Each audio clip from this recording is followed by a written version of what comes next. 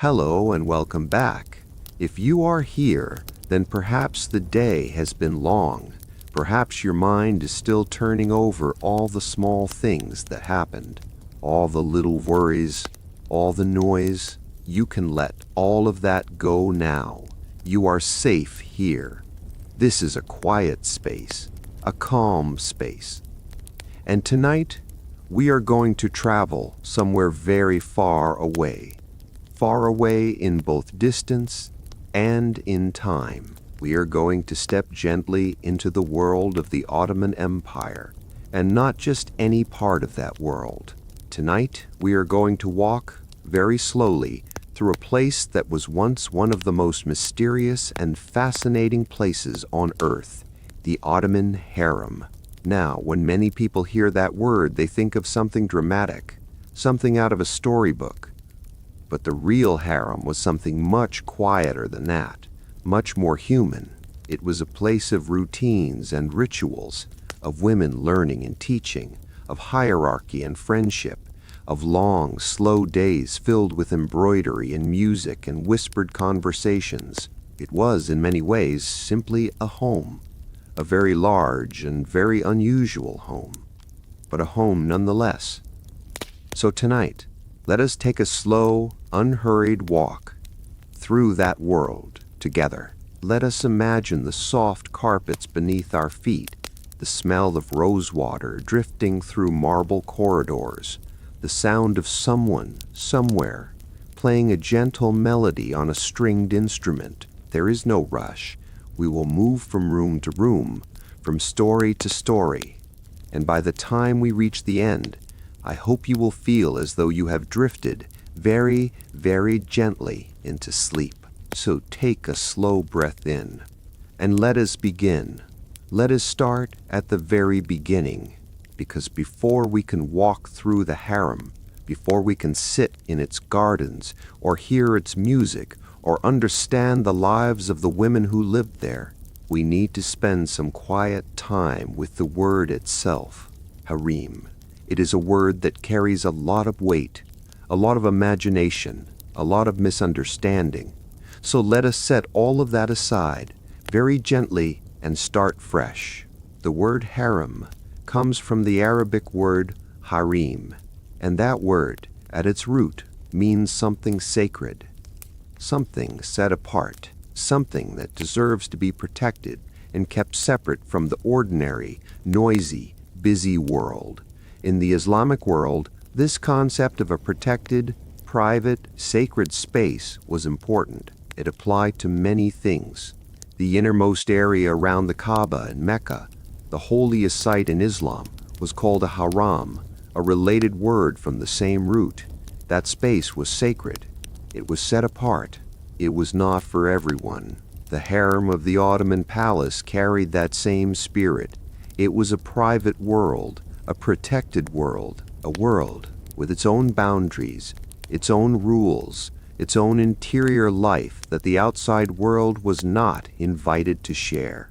And perhaps that is the most important thing to understand from the very beginning.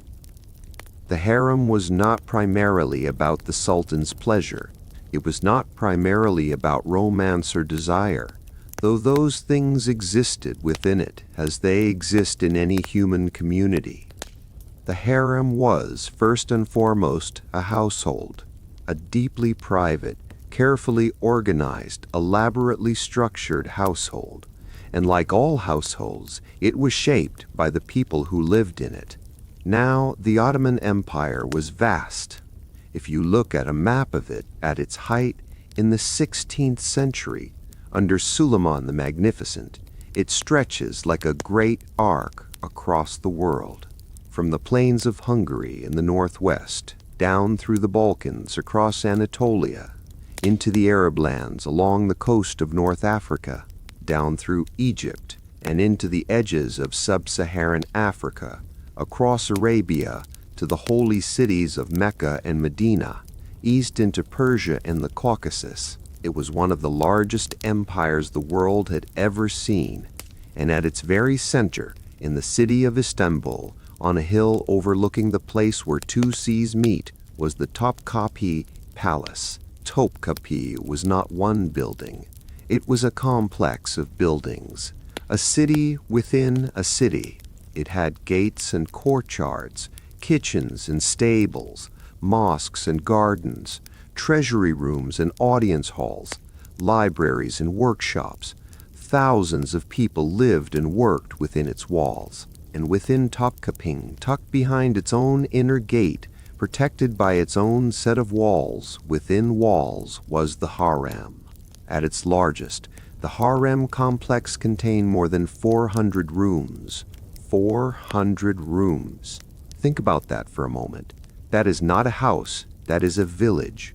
A small, self-contained village with its own hierarchy and its own economy and its own social world. There were dormitories where younger women slept, large rooms with sleeping platforms arranged along the walls, covered in cushions and bedding, warmed in winter by braziers. There were private apartments for more senior women, beautifully decorated with painted ceilings and tiled walls and views out over the gardens or the water. There were rooms for the Sultan's mother that were essentially a palace within the palace, large and richly furnished, befitting someone of immense status and power. There were schoolrooms, there were prayer rooms, there were sitting rooms and reception rooms. There were storerooms full of fabric and clothing and jewelry and household goods. There were kitchens and pantries. There were laundry areas. There were rooms for the eunuchs who guarded and managed the complex. And there were the hammams, the bathhouses, at least two major ones within the harem with smaller facilities as well, because bathing in the Ottoman world was not a weekly chore. It was a near-daily ritual, a physical and spiritual practice, an important part of what it meant to live well. Now let us think about who lived in all of those 400 rooms, because this is where people's assumptions often go most wrong. When many people picture the harem, they picture something like a private paradise filled only with beautiful women who existed for the Sultan's entertainment. This image was invented and spread largely by European observers who were never actually allowed inside.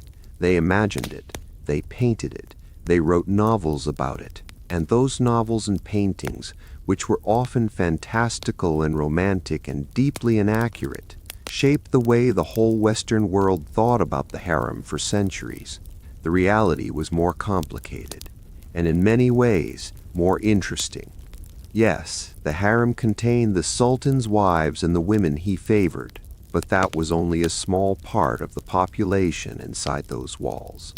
There were hundreds of women who served in various household roles, women who managed the kitchens, women who managed the storerooms, women who attended to the personal needs of senior women, women who taught younger women, women who supervised the cleaning and maintenance of the apartments, women who were responsible for the care of the children.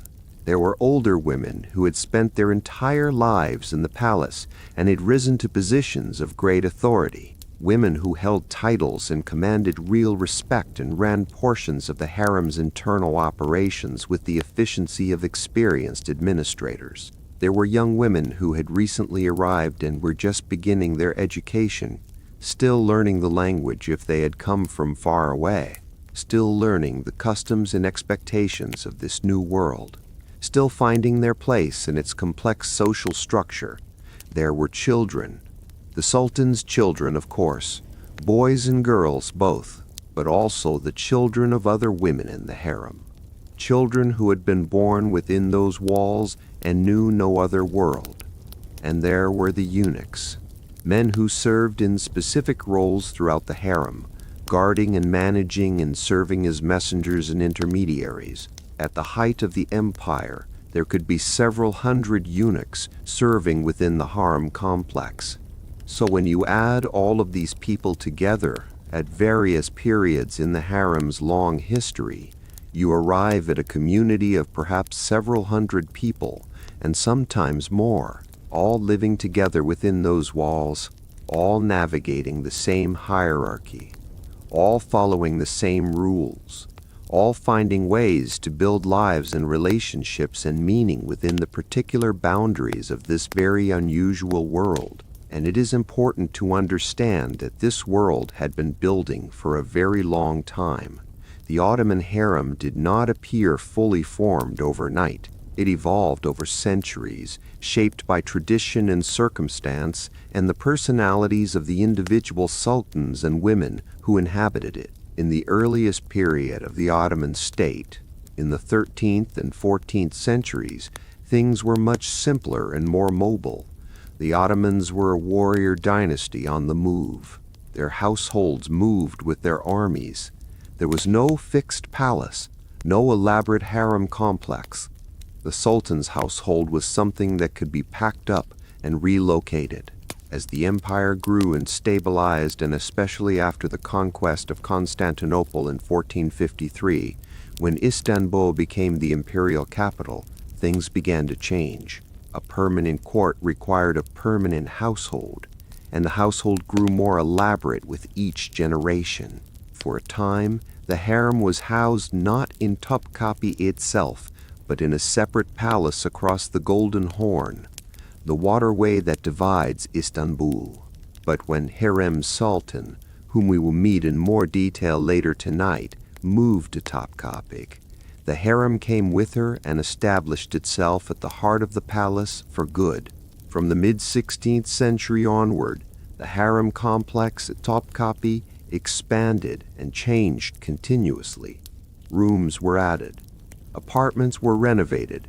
New hammams were built. The complex grew more elaborate as the empire grew more powerful, and then continued to grow even as the empire's power began, very slowly, to ebb. There is something else worth understanding about the harem, something that has to do with how time worked inside those walls. For the women who lived there, time moved differently than it did in the outside world. In the city beyond the walls, time was marked by commerce and conflict, by the arrivals and departures of ships, by the opening and closing of markets, by the movements of armies, by the drama of political life. Inside the harem, time was marked by different things, by the 5 daily prayers, which structured every day from before dawn to after dark, by the seasons changing and the gardens responding to those changes, by the slow progression of a woman through the ranks of the hierarchy, from new arrival to established resident to person of authority, by births and deaths and marriages and the departures of women who had been chosen to marry outside the palace. It was a slower rhythm, a more interior rhythm, a rhythm measured not in events but in practices, in the daily accumulation of small repeated acts, prayer, study, work, conversation, music, meals, sleep, and then the same again. This rhythm, this slowness, was both a kind of constraint and a kind of gift. For women who felt the constraint most sharply, the walls must have felt very close. For women who found meaning and community within those walls, the slowness might have felt like a kind of peace. Both of those things were true for different women at different times, and perhaps that is the most honest thing we can say about the harem as we begin our night together. It was not one thing. It was not the fantasy of European painters, all soft light and silk cushions and idle beauty. It was not a prison, though it had aspects of confinement. It was not a paradise, though it had aspects of beauty and richness. It was not a place of pure suffering, though suffering existed there. And it was not a place of pure contentment, though contentment existed there too. It was a human place. It was a place where real people woke up every morning and went through their days and felt happy sometimes, and lonely sometimes, and ambitious sometimes, and at peace sometimes, where friendships formed and rivalries simmered, where children were born and old women died, where someone was always learning something new and someone else was always teaching it. It was a world unto itself. strange and particular and unlike anything else, but underneath all of its strangeness recognizably, unmistakably human. And that is why, centuries later, on a quiet night like this one, it is still worth visiting. Not because it was exotic, but because it was real, because somewhere inside those 400 rooms, a woman once looked out through a latticed window at the stars over Istanbul and wondered about her life and felt things that we would recognize if we could hear them. And that, more than anything else, is what we are here to gently remember. Let us pause for a moment before we step any further inside. Let us stand here, just outside the entrance to the harem, and take in the world around us. We are inside the Topkapı palace complex already. We have passed through the outer gates.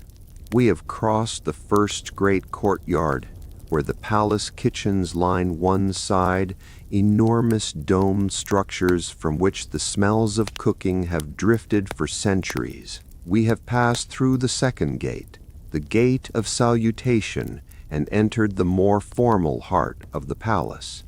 Around us are trees, cypress trees, tall and dark and perfectly still, stone pathways, the distant sound of water. The air is cool here, cooler than the city streets outside the palace walls, because the trees and the fountains and the thick stone of the buildings keep the temperature gentle even in summer. Ahead of us, set into a wall, is a door. It is not the largest door in the palace. It is not decorated with gold or jewels. It is solid and well made and carefully fitted into its frame, and it is shut. This is the carriage gate, one of the main entrances to the harem, and standing here looking at it, you might not immediately understand why it carries such weight, why so many people across so many centuries tried to imagine what lay behind it, why so many foreign ambassadors and travelers wrote about it with such fascination, knowing they would never be permitted to pass through. But the weight is there, because what lies behind that door is a world that belongs to itself, a world with its own gravity. Let us knock softly and wait. The door opens, and standing there just inside is a figure in long robes. He is tall, his posture is very straight, his expression is calm and watchful and gives nothing away. He is one of the harem eunuchs, and before we step past him, let us spend some time understanding who he is, because the eunuchs of the Ottoman Harem are one of the most misunderstood and fascinating groups of people in the entire story of the empire. In Western imagination, the eunuch is often a comic figure, or a pitiful one, someone diminished, someone marginal. But in the Ottoman world, and particularly within the world of the palace, the reality was almost exactly the opposite. The eunuchs of the harem were powerful. Some of them were among the most powerful individuals in the entire imperial system. They moved between worlds that were otherwise sealed off from one another. They carried messages that shaped policy. They controlled access to the Sultan himself. They managed institutions and people and resources on a scale that would have been the envy of many a provincial governor. To be a eunuch in the Ottoman harem was not, in the Ottoman understanding, to be less than a man. It was to occupy a very specific and very carefully defined role in a complex social hierarchy, a role that came with its own titles, its own salary, its own apartments, its own prestige. Let us think about where these men came from and how they came to be here. Most of the eunuchs who served in the harem during the later centuries of the empire came from sub-Saharan Africa, primarily from the regions that are now Sudan, Ethiopia, and the surrounding areas. They were brought to the Ottoman Empire as boys, usually through the same networks of trade and tribute that brought enslaved people of many kinds to Istanbul. The surgery that made them eunuchs was performed when they were young, usually in their home regions before they arrived in Istanbul. because the mortality rate was high and it was considered more practical to perform the procedure before the long journey. Those who survived arrived in the palace already prepared for their roles. Once in Istanbul, they entered a world of training and education not entirely unlike the education being given to the women in the harem on the other side of the wall. They learned Ottoman Turkish. They learned the customs and protocols of palace life. They learned their duties. They learned the elaborate etiquette that governed every interaction in the imperial household. And those who showed intelligence and capability began to rise. The hierarchy of the eunuchs within the harem was strict and clearly defined. There were dozens of ranks, each with its own title and its own set of responsibilities. A young eunuch would start at the bottom, running simple errands, delivering messages within the harem, performing basic duties. Over years and decades, if he proved himself capable and trustworthy and politically astute, he could rise higher and higher. At the very top of this hierarchy was a single man whose title was the Kızlar Ağası. The Kızlar Ağası. Let us stay with this title for a moment because the person who held it was extraordinary. The words mean, roughly, the chief of the girls, or the master of the maidens. The title itself sounds perhaps simpler than the role deserved, because the Kızlar Ağası was, in the formal structure of the Ottoman court, the third highest ranking official in the entire empire. After the Sultan and the Grand Vizier, he was next. Think about what that means. In an empire of tens of millions of people, in a state that stretched across 3 continents, the third most important official was the man who ran the harem. He had direct access to the Sultan in a way that almost no one else did. He could request an audience at times when other officials could not. He delivered communications between the Sultan and the Valide Sultan, the Sultan's mother, which gave him an intimate knowledge of the most private dimensions of imperial decision-making. He supervised the education of all the women in the harem. He managed the enormous budget required to run such a large household. He oversaw the purchasing of goods and the management of staff. He controlled which women were presented to the Sultan and which were not. He decided who rose in the hierarchy and who remained where they were. He also served as an important channel between the palace and the outside world. Because the harem itself was closed, but the empire was not, information came in, decisions went out, and the Kızlar Ağası was often the passage through which these things moved. Some of the men who held this office became enormously wealthy. They received gifts from women in the harem who wanted their messages delivered or their interests protected. They received payments from officials on the outside who needed access or information. Some of them used this wealth to build mosques and fountains and charitable institutions in Istanbul, the way a powerful noble might, leaving behind physical monuments to their time at the center of power. A few of them also fell from power very suddenly, because living at the center of palace politics meant being exposed to all of its volatility. A change of sultan, or a shift in the allegiances of powerful women within the harem, could undo even the most established position overnight. It was a world of great reward and considerable risk. Below the Kızlar Ağası were many other eunuchs, each with their own assigned duties. Some were stationed at the various gates and doors of the harem complex. This was not a passive job. They did not simply stand and watch. They were responsible for knowing exactly who was inside and who was not, who was permitted to enter and who must wait, who could pass freely between different sections of the harem and who required permission.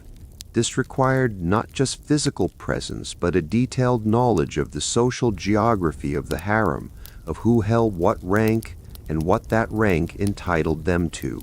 Other eunuchs served as personal attendants to senior women, to the Valide Sultan or to the Sultan's wives, or to other women of high standing within the harem. These eunuchs functioned rather like personal secretaries or chamberlains. They managed schedules and communications. They ran errands that required leaving the harem. They were trusted with the kind of intimate, detailed knowledge of a person's daily life and needs that only someone in very close proximity could have. Some eunuchs were responsible for the education of the younger women. They supervised lessons and reported on progress. They helped maintain discipline and order in the dormitories where the newer arrivals lived.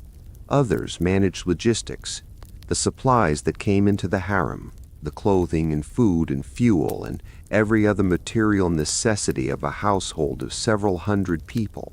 This was a significant administrative task. The lists and accounts and careful management required to keep the harem running smoothly were not trivial. Now let us think about something that often goes unspoken when people discuss the eunuchs of the harem. Their inner lives. We have talked about their roles, their power, their position in the hierarchy. But what was it like to be one of these men? To have come as a young boy from a place far away? To have undergone something painful and permanent? To have arrived in this enormous, unfamiliar, complicated institution and been told, "This is your world now"? The sources we have are limited. The eunuchs themselves left very few written records. Their perspectives are largely reconstructed from documents written by others, references in chronicles and official records, and the occasional account by a foreign observer. But what comes through, even in those fragmentary sources, is a picture of human complexity. Some eunuchs formed deep bonds within the harem, with the women they served, with the children who grew up under their watch, with other eunuchs who had come up through the ranks alongside them. The harem was their home, often the only home they had ever truly known. Some experienced loneliness and longing for the places and people they had come from, though for those taken very young, those memories may have faded into something more like a distant dream. Some were ambitious, strategically intelligent, carefully managing their relationships and their reputation and their slow climb toward greater influence, and some, perhaps, simply found their place in the daily rhythms of harem life. The prayers and the meals and the routines, the small satisfactions of a job done well, the warmth of a household that, whatever its complexities, was also genuinely a community. There is one more thing worth noticing as we stand here at the threshold. The gate we are about to pass through did not just keep people out, it also kept people in.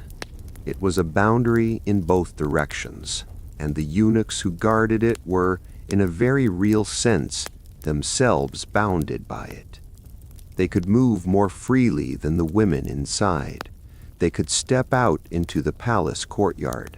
They could be sent on errands into the city, but they too were defined by their proximity to the harem. Their identity, their rank, their entire social existence was organized around this institution. They were, in that sense, both guardians and inhabitants, both keepers of the gate and, in their own way, held by it.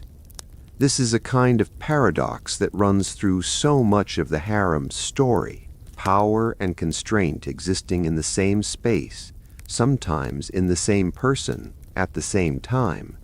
But we can think about all of that slowly as the night continues. For now, the eunuch at the door has stepped aside.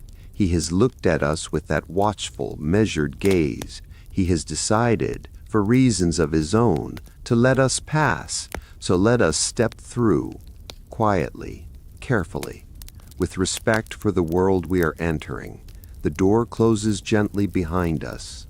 And now, at last, we are inside. The door has closed behind us, and for a moment, let us simply stand still. Let us let our eyes adjust. Let us let our ears adjust. Let us let the world on the other side of that gate fall away as it must, because this world has its own atmosphere, its own particular quality of light and sound and air. The first thing you notice is the quiet. Not silence exactly. There's too much life here for silence. But the quality of sound inside the harem is different from the sound outside. Outside the gate, the palace complex hums with a kind of official noise. The sound of boots on stone, of orders being given, of the machinery of an empire at work. In here, the sounds are softer, more interior. The distant murmur of conversation, the sound of water from a fountain somewhere nearby, a sound so constant it almost becomes part of the silence rather than a break in it. The faint thread of music, someone practicing something on a stringed instrument, the notes coming and going like something half remembered. The light is softer too. The windows are screened with carved wooden lattices that break the sunlight into patterns.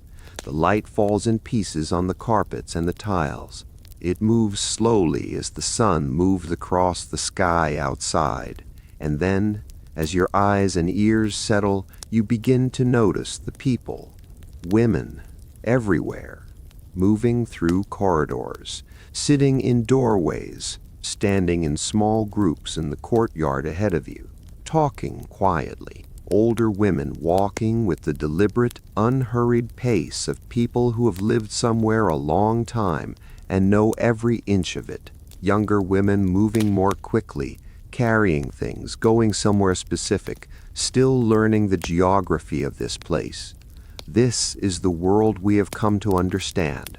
Let us begin to meet its inhabitants. We should start at the top, because in the harem, as in almost every human community, understanding the hierarchy helps us understand everything else. At the very peak of the harem's social world was one woman, not the sultan's wife, not his favorite, not the youngest or the most beautiful or the most recently arrived, his mother, the Valide Sultan. The title translates simply as the Queen Mother.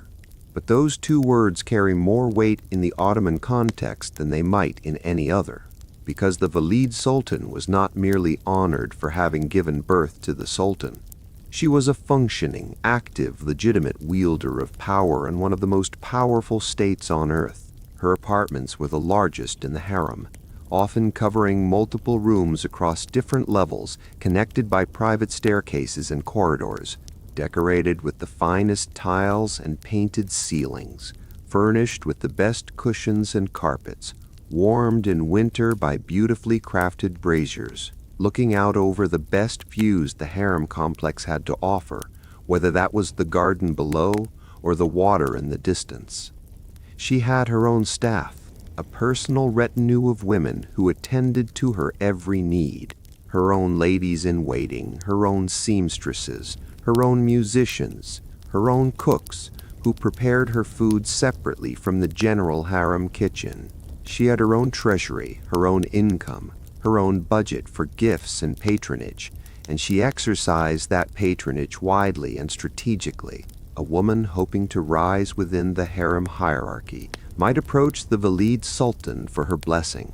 An official on the outside, hoping to influence a decision, might try, through whatever channels were available to him, to reach the Valide Sultan rather than the Sultan himself, because everyone knew that her word carried enormous weight, that she could open doors that were otherwise closed, and close doors that others wanted open.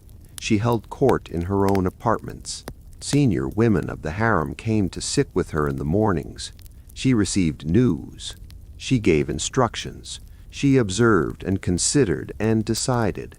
And then, when the moment was right, she acted. Below the Valide Sultan, the hierarchy branched and spread like the roots of a very old tree. Next in precedence were the Sultan's wives, if he had them. Ottoman sultans were not always formally married. For long stretches of the empire's history, the official practice of marriage fell out of fashion among the sultans, and instead, relationships within the harem operated on a different basis. But when a sultan did take a legal wife, she held a specific and honored rank. Then came the haseki.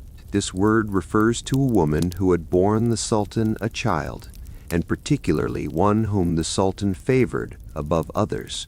The Haseki, who bore a son, held a position of especial importance because that son was a potential heir to the throne, and a mother's fate was closely tied to the fate of her children. If her son eventually became Sultan, she would rise to become the Valide Sultan herself, the most powerful woman in the empire.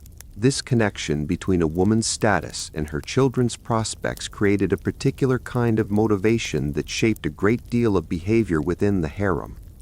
It was not mercenary exactly. Mothers loved their children deeply and genuinely, but it was also true that loving your child and protecting your child's political future were, in the harem, inseparable things. Below the Haseki came women known as the Iqbal.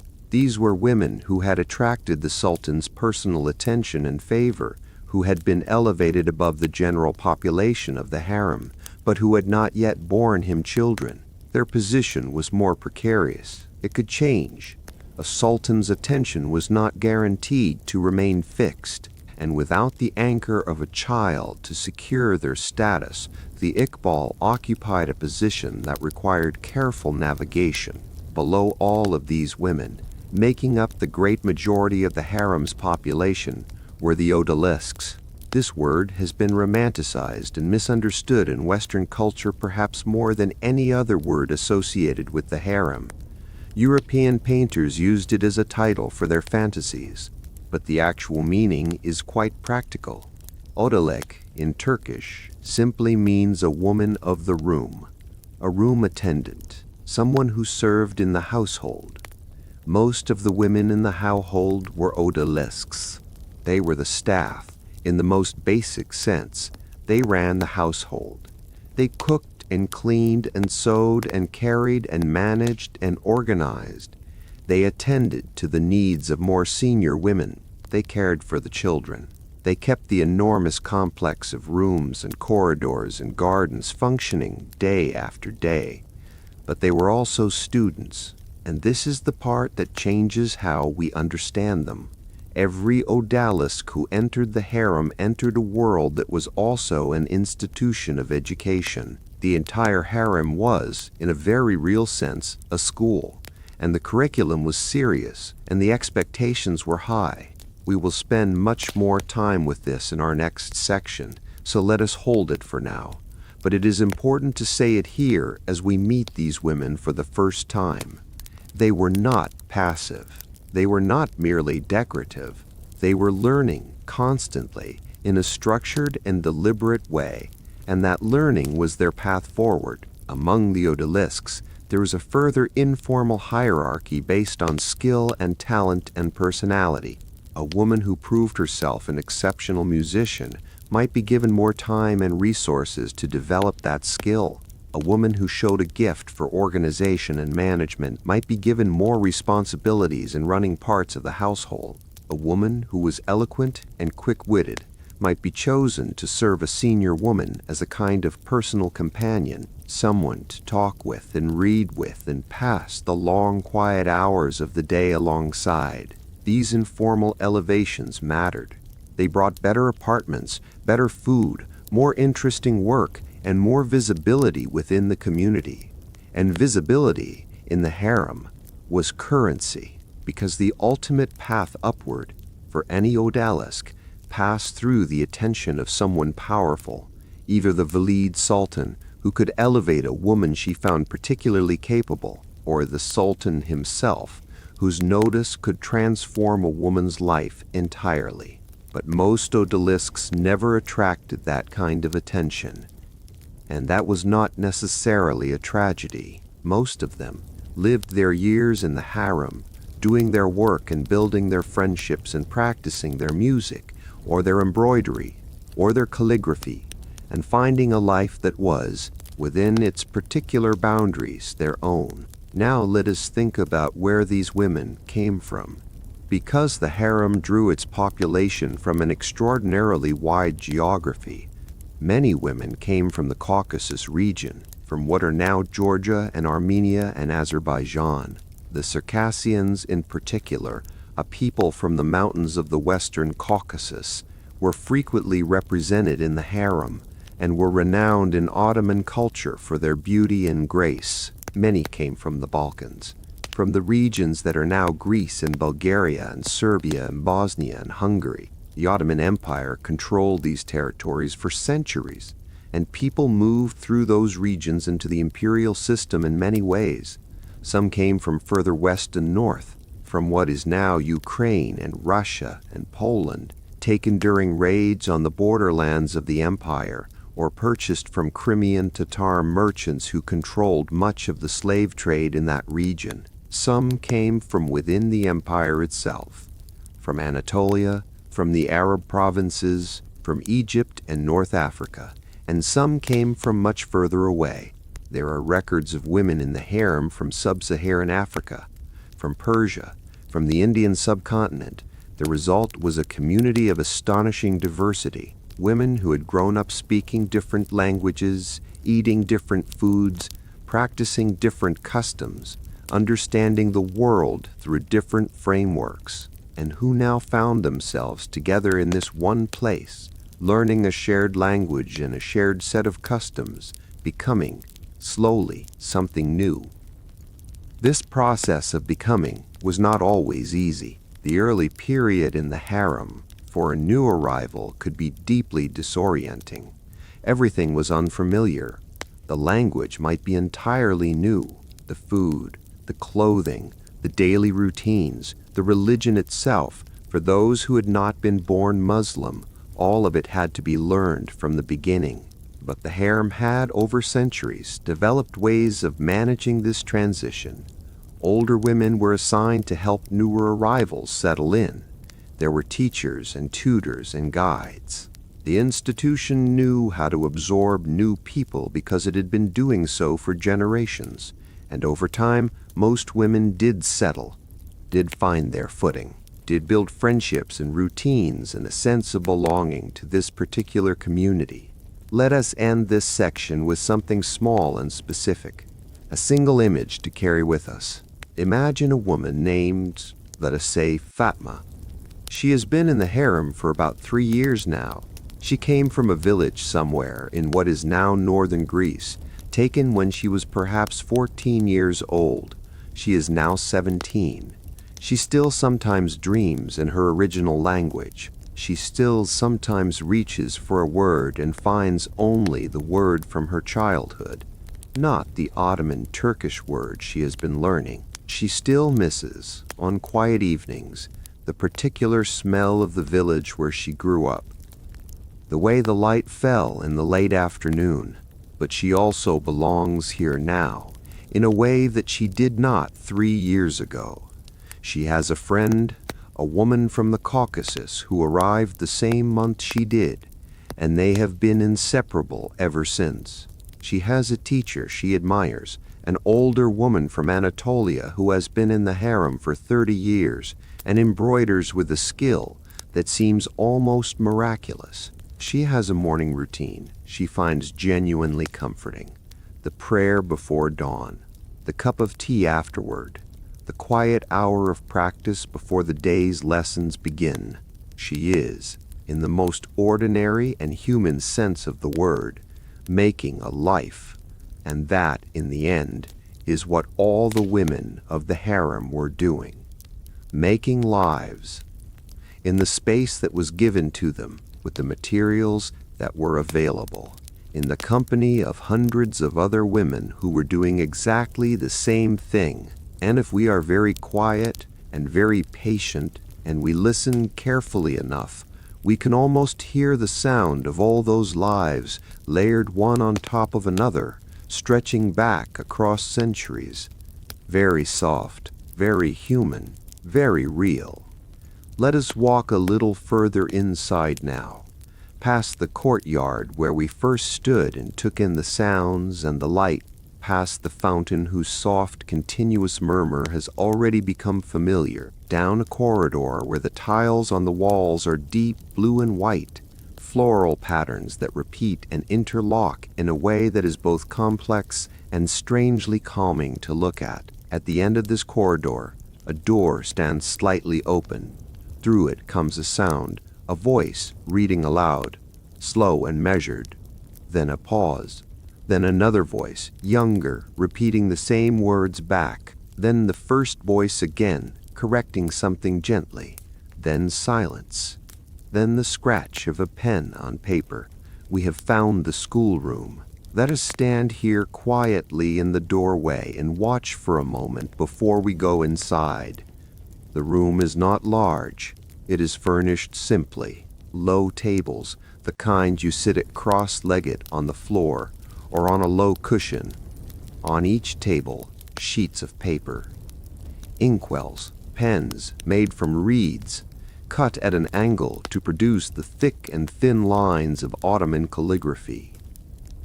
In one corner, a shelf holding books. Not many books, but present. Carefully kept. There are perhaps 8 or 10 women in the room. Their ages range from perhaps 13 to perhaps 25. Some are bent over their papers, writing with great concentration. One is holding her paper up and examining it critically, tilting it slightly to catch the light. Another is watching her teacher, following the movement of the teacher's pen with her eyes, trying to understand exactly how that particular curve is made.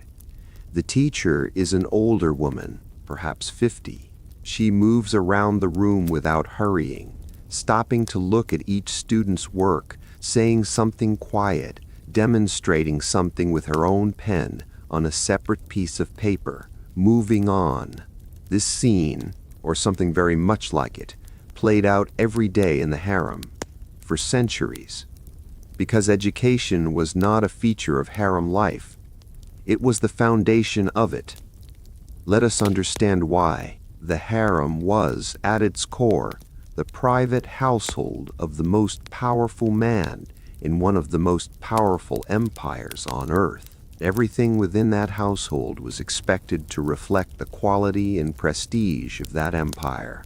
The food, the decoration, the music, the clothing, the furnishings, every material aspect of life within those walls was held to a standard of excellence, and the people who inhabited that household were held to the same standard. A woman who served in the imperial household was expected to be educated, accomplished, refined, not as an ornament, though beauty was valued, but as a person of genuine capability and cultivation, because the household she inhabited was a reflection of the civilization it represented, and that civilization prided itself, above almost everything, on learning. The Ottoman Empire was an Islamic empire, and in the Islamic tradition, the pursuit of knowledge is not merely encouraged, it is considered a religious duty. The Prophet Muhammad, according to a widely quoted hadith, a recorded saying, instructed believers to seek knowledge even as far as China. Learning was pious. Ignorance was not. This principle extended to the women of the harem. They were expected to know the Quran, to understand their faith, to be able to read and write, to engage with literature and music and the arts with genuine competence, because to be cultivated was to fulfill a responsibility to themselves, to the household, and to the faith they practiced. So what did they actually learn? Let us go through it slowly. The very first subject for every woman who entered the harem was language. If she had come from outside the empire or from a region where a different language was spoken, Ottoman Turkish had to be learned from the beginning. And Ottoman Turkish was not a simple language. It was a refined literary language that had absorbed centuries of Persian and Arabic influence. Its vocabulary was rich and layered. Its grammar was intricate. Its written form used the Arabic script, which itself had to be learned.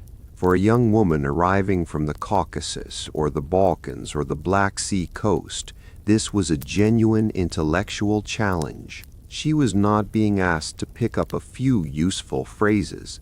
She was being asked to become fluent in an entirely new linguistic world. And most of them did, because they had no choice, yes?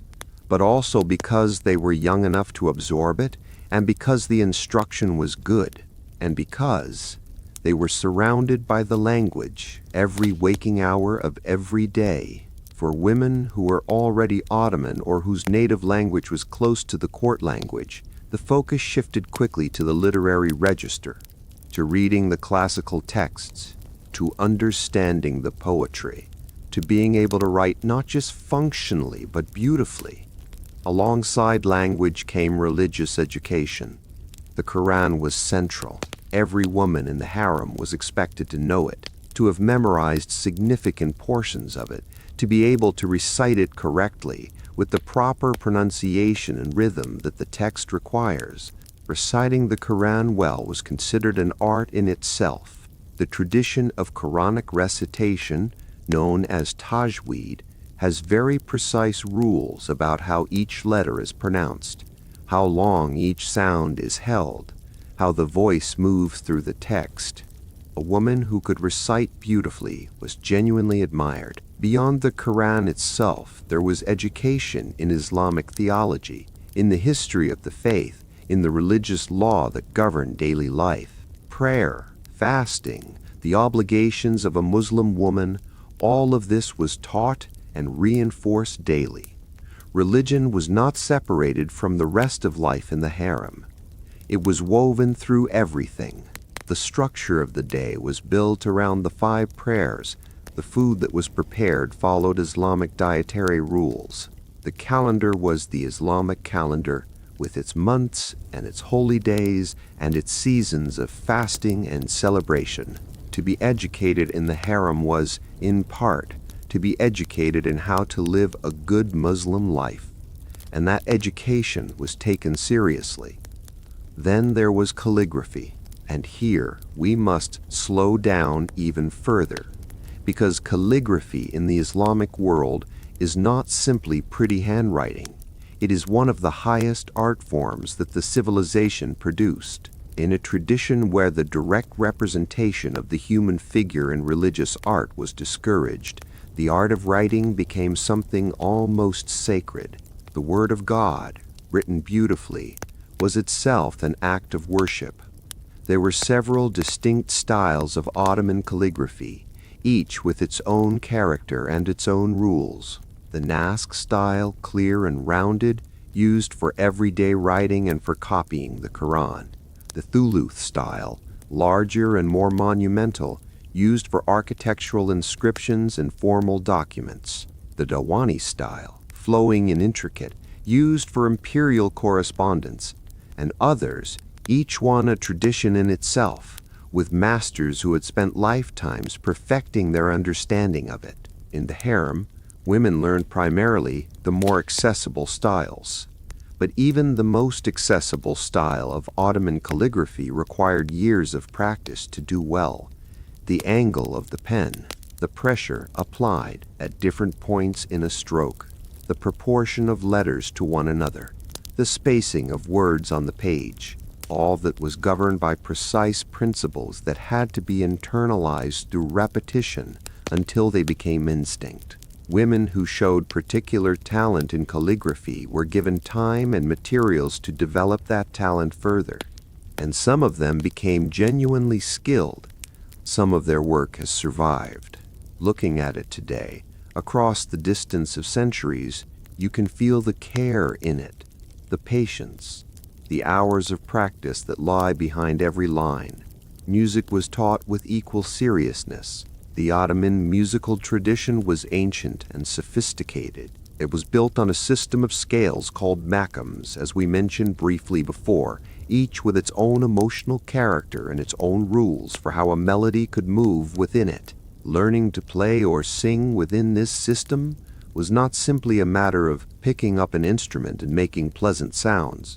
It required understanding the theory, understanding which intervals were permitted, how a melody should develop, how to move from one makam to another with grace. The instruments themselves had to be learned.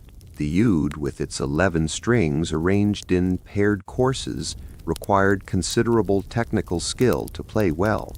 The kanun, with its 72 or more strings, was even more demanding.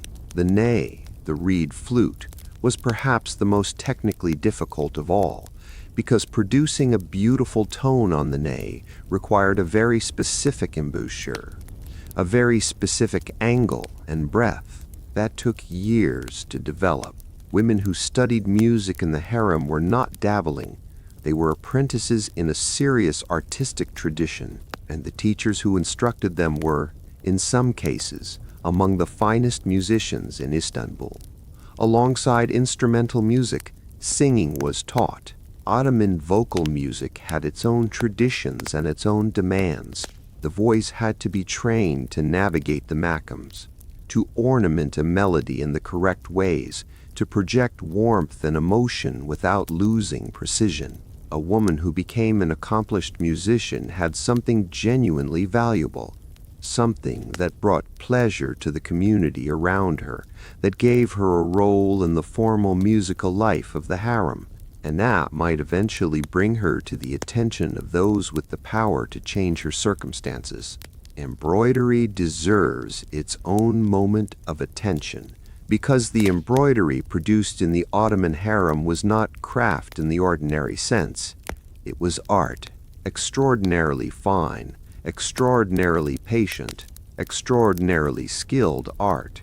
The technique most associated with the harem is called telker, mar, or sometimes Turkish gold work. It involves couching thin strips of gold or silver thread onto fabric in precise patterns. The metal thread catches the light and shifts as the angle changes, so that a finished piece seems almost to move, to breathe, as you look at it from different positions. Alongside the metal work, women embroidered in silk thread of every color. Flowers were the most common subject. Tulips, which held special significance in Ottoman culture and were symbols of paradise and of the empire itself. Roses, carnations, hyacinths. These flowers were rendered with a naturalism and delicacy that is genuinely breathtaking in the surviving examples. Learning to embroider at this level required years. A new student would begin with simple patterns, learning to control the tension of the thread, to keep her stitches even, to follow a design accurately. Over time, the patterns became more complex, the techniques more demanding, and eventually, if she had the patience and the talent, she might be capable of producing work that was, in every meaningful sense, a masterpiece. And then, woven through all of these subjects, there was something harder to define, something we might call the education of the self.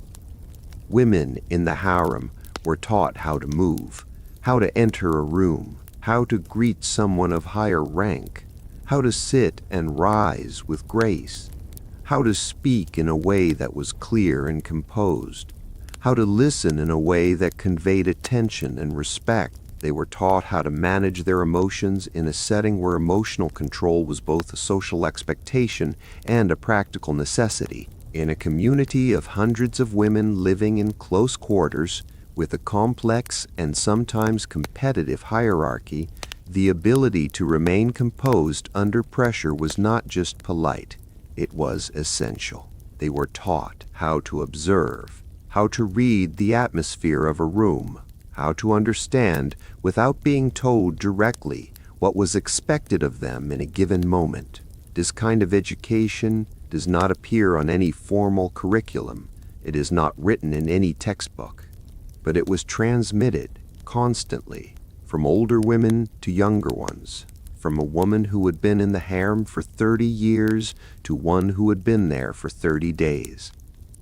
Through example, through correction, through the quiet, patient modeling of how a person moves through the world with grace.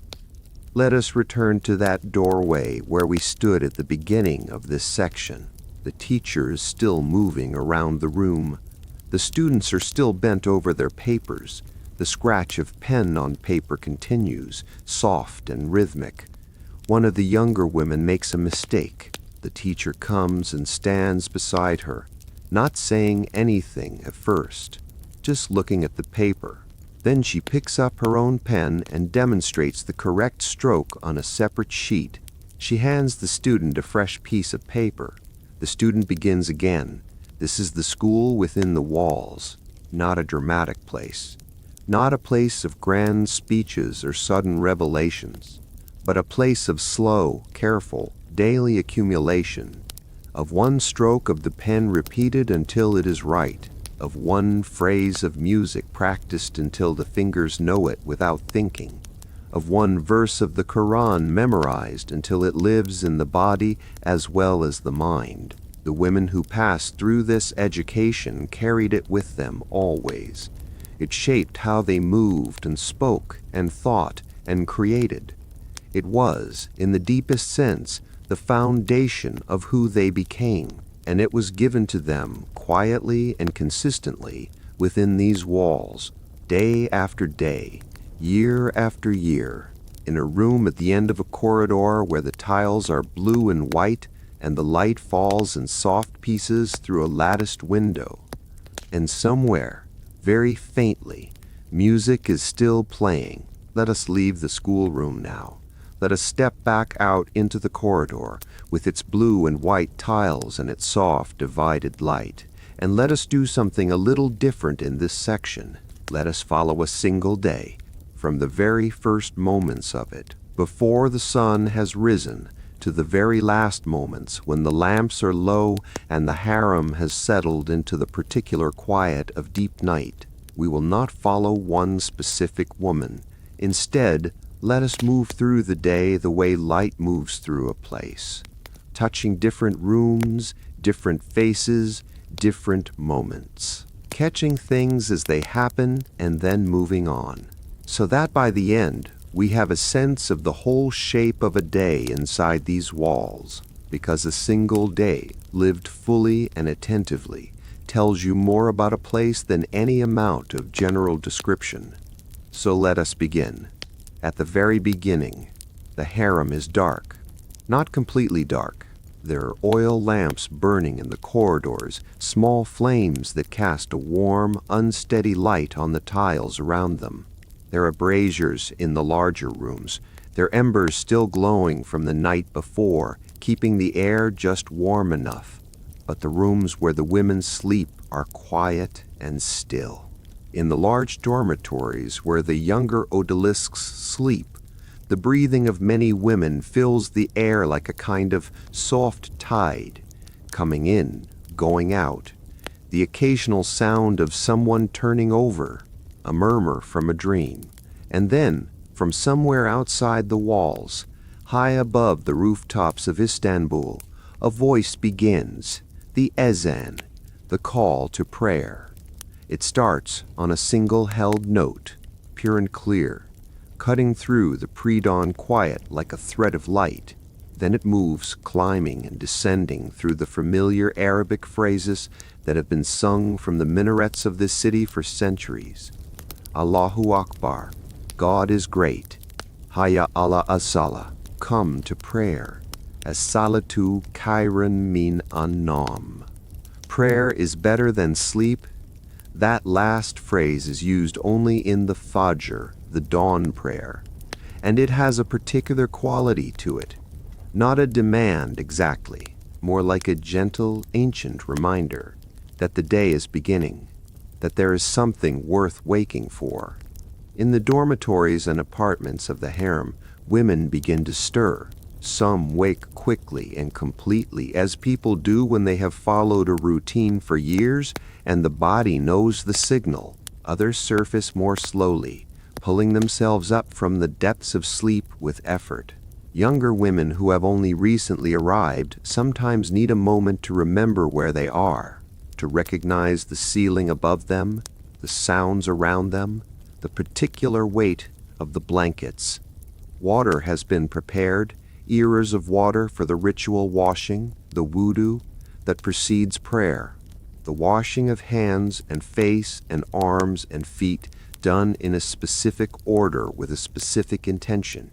It is a quiet, private act, a small ceremony of preparation, and then, in rooms throughout the harem, women pray. Some pray in groups, led by one of the more learned women.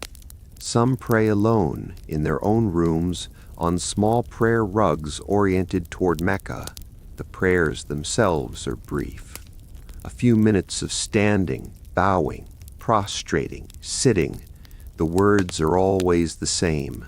The movements are always the same. And there is something deeply steadying about that sameness, about beginning every day in exactly this way, with exactly these words, in exactly this direction.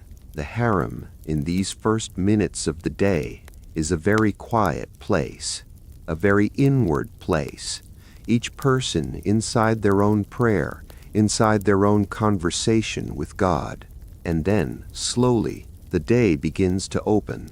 After the far prayer, there is a period of time before the rest of the day's activities begin. This early hour has a particular quality. The sky outside is lightening, but the sun has not yet risen. The air is cool. The fountains in the courtyard audible in a way they are not later in the day when there is more human noise to compete with. Some women return to sleep during this time, particularly the younger ones. Others stay awake. They read by the light of a lamp. They sit quietly with their thoughts. They drink something warm, tea or light broth, and let the day come to them gradually. The kitchens have already been active for some time. The women who work there wake even before the call to prayer. Fires need to be built up. Water needs to be heated. Bread needs to be checked if it was set to rise the night before. The feeding of a large household begins long before anyone sits down to eat. As the light grows, the harem wakes more fully. The sound of water being poured, of voices, still low, exchanging morning greetings. Sabahains heye il sun. May your morning be good. The response, the same phrase returned. This exchange, repeated dozens of times in corridors and doorways across the complex, is one of the small rituals that holds the community together. An acknowledgement, a recognition. You are here. I see you. Good morning. Breakfast is brought to the more senior women in their apartments. For others, it is eaten in communal rooms, sitting together at low tables or on cushions arranged around a cloth spread on the floor. The food is simple in the morning. Bread, always. Soft white cheese, salty and creamy. Black olives. Honey in a small dish, very golden, very fragrant. Sometimes a bowl of thick yogurt. Sometimes eggs, boiled or cooked in butter with herbs. The eating is unhurried. There is conversation. The morning's news is exchanged. Who was unwell yesterday? What work is expected today? Whether the weather seems likely to be good enough for time in the garden later. Small domestic things, the texture of shared daily life. As the morning progresses, the harem shifts into its working rhythm. For the younger women, the odalisques who are still in the earlier stages of their education, the morning brings lessons. We have already spent time in the schoolroom, so we know what that looks like. The bent heads, the careful pens, the teacher moving quietly from student to student. But not all learning happens in that room. Learning happens everywhere in the harem, all day long. A senior woman teaching a younger one how to manage the linen storeroom, how to count and record and maintain the inventory. An older musician sitting with a student in a corner of the courtyard, correcting the angle of her wrist on the oud strings. A woman who has been in the harem for 20 years showing a recent arrival how to navigate a particular social situation, how to greet the Valide Sultan's attendants correctly, how to move through a formal gathering without drawing the wrong kind of attention. The women with more established roles are busy in their own ways. Those who manage the kitchens are in constant motion, planning the midday meal, supervising the younger kitchen workers, checking the stores, making decisions about what will be prepared and how. Ottoman cooking required genuine skill and considerable organization. A meal for hundreds of people, prepared to a high standard, required planning that began the night before and continued all morning. Those who managed the storerooms are checking their inventories. Fabric and thread for sewing and embroidery, candles and lamp oil, soap, cosmetics and perfumes. Everything that a large household of women requires. The management of these stores was a real administrative responsibility, and the women who held it took it seriously. There are also women whose role is to attend personally to the senior women of the harem. They help with dressing and grooming. They prepare the coffee that is drunk at mid-morning, a ritual in itself.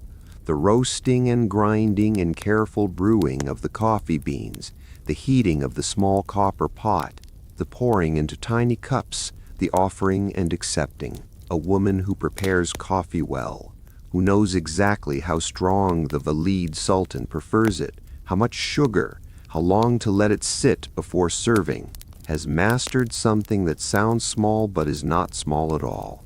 The sun reaches its highest point. The call to prayer sounds again, the dur, the noon prayer. The morning's activities pause. Women pray wherever they are, turning toward Mecca, going through the familiar movements. Then the midday meal. This meal is the main meal of the day. The food is more elaborate than breakfast. There might be a rice pilaf, fragrant with spices, each grain separate and gleaming. A slow-cooked meat dish, lamb perhaps, with dried fruit and cinnamon and the deep, complex flavor of something that has been cooking since early morning. Stuffed vegetables, their filling of rice and herbs and meat compacted into tender parcels. Fresh bread still warm. Pickled vegetables for sharpness. Something sweet at the end, a pudding or a pastry. The meal is eaten in company. And this is important. Eating together was not merely practical, it was social, it was relational. The meal was a time when the day slowed and people were present with one another in a particular way. After the midday meal, there is a rest. This is perhaps the most genuinely peaceful part of the day. The harem, which has been busy all morning, quiets again. In the warm months, people find shaded spots in the courtyard or near open windows. In the cooler months, they settle into their rooms under blankets. The afternoon stillness has a quality quite different from the pre-dawn quiet. It is the stillness of satisfaction, of fullness, of a body that has worked and eaten and now, for a little while, simply is. Sometime in the afternoon, usually in the hours after the midday rest, comes the hammam. Let us walk there now. The bathhouse of the harem is a world within a world. Entering it is like entering a different kind of consciousness. The air changes immediately at the door. It is warm and moist and carries the scent of soap and steam and the particular mineral smell of hot water on marble. The changing room, the sahagukluk, is where women undress and wrap themselves in the large soft towels called peshtempuls. These towels are woven in loose cotton that becomes very soft with washing, and they are wrapped around the body and over the hair. The changing room is also a social space. Women talk here as they prepare, exchange news, share observations about the day, then through another door into the warm room, and then the hot room, the harat, the heart of the hammam. The harat is a large, domed space. The dome above has small star-shaped openings, and through these, light falls in soft scattered beams through the steam. The central platform, the gupek tashing, literally, the navel stone, is a large heated marble slab that occupies the center of the room.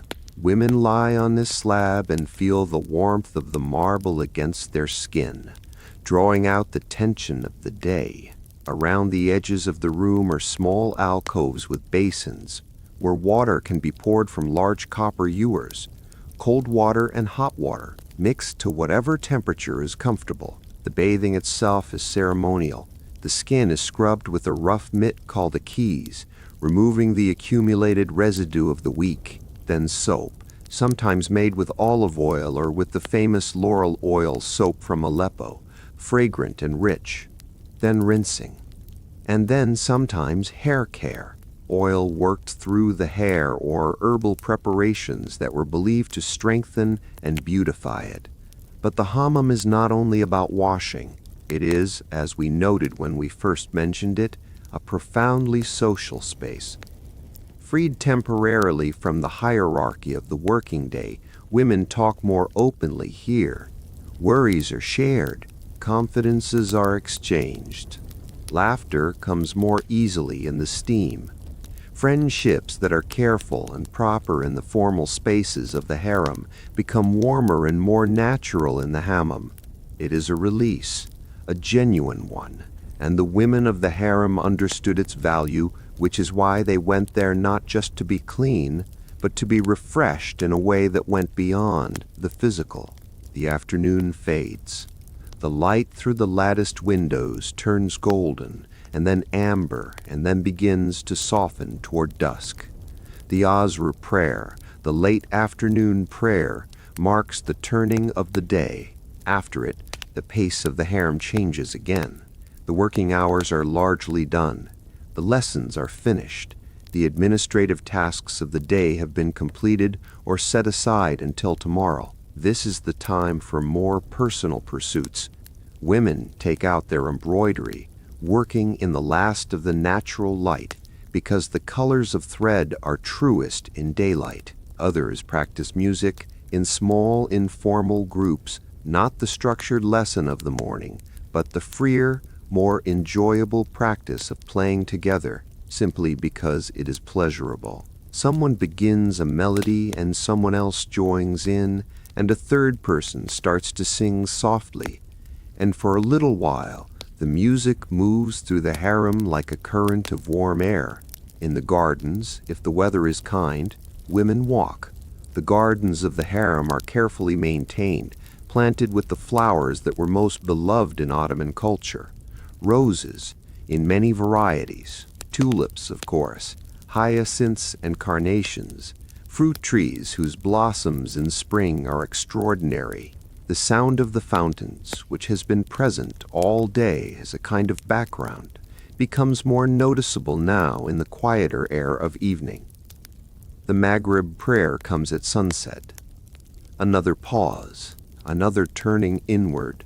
The day is nearly done now. After the evening prayer, the Isha, the last prayer of the day, the harem settles into night. The lamps are lit throughout the complex. Not bright, not flooding the rooms with light the way daylight does, but warm and amber and creating pools of visibility surrounded by soft shadow. The corridors, so busy during the day, are nearly empty now. In some rooms, the evening brings a more formal gathering. The Valide Sultan might receive certain women in her apartments after dinner.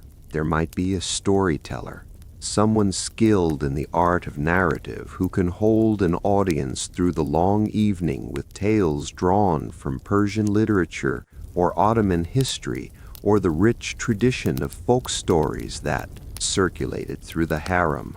There might be music, more formal than the afternoon's improvisation, a proper performance by accomplished musicians.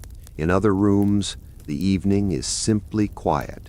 Women sit together and talk about small things and occasionally about larger things, about families they remember, about hopes they carry, about the world beyond the walls which they hear about but cannot see. Slowly, one by one, and then in larger numbers, the lamps in the sleeping rooms are extinguished. The breathing of the dormitories slows and deepens. Dreams begin behind closed eyes in a dozen languages, carrying images from a dozen different places. The fountains keep running. They always keep running. Their sound fills the dark courtyards, mingles with the distant sound of the city beyond the walls, and continues, steady and soft, all through the night. The harem sleeps, and tomorrow, before the sun rises, a voice will rise from the minaret again, and the day will begin again. Exactly as it has always begun, exactly as it will begin again tomorrow. Let us sit down for a moment. Find a comfortable place in one of the quieter rooms of the harem, a room with a window that looks out over the garden. The light outside is soft and golden, the kind of light that comes in the late afternoon when the sun is low and everything it touches looks a little warmer than it really is, because the story we are going to tell in this section deserves to be told slowly, carefully, with the kind of attention you give to something that matters. It is the story of one woman, a woman who began with nothing in this place, no connections, no advantages, no family within these walls, no language she could use at first to make herself understood, nothing except herself, and who, through some combination of intelligence and warmth and extraordinary fortune and her own particular, irreducible humanity, became one of the most consequential women in the history of the Ottoman Empire. Her name, the name she was given inside the harem, was Hürrem, and her story is worth every minute we spend with it. Let us begin before the harem, before Istanbul, before any of this. Somewhere in what is now western Ukraine, in the early years of the 16th century, a girl was born. We do not know her original name with certainty. Some historians believe it was Alexandra, others suggest Anastasia. The records are fragmentary and sometimes contradictory, as records from that time and place often are. What we know is that she was born into a family that was likely of modest means. Her father may have been an Orthodox Christian priest, though even this is not certain. She grew up in a region that was, in that era, a borderland, a contested, uncertain landscape where different powers met and sometimes clashed.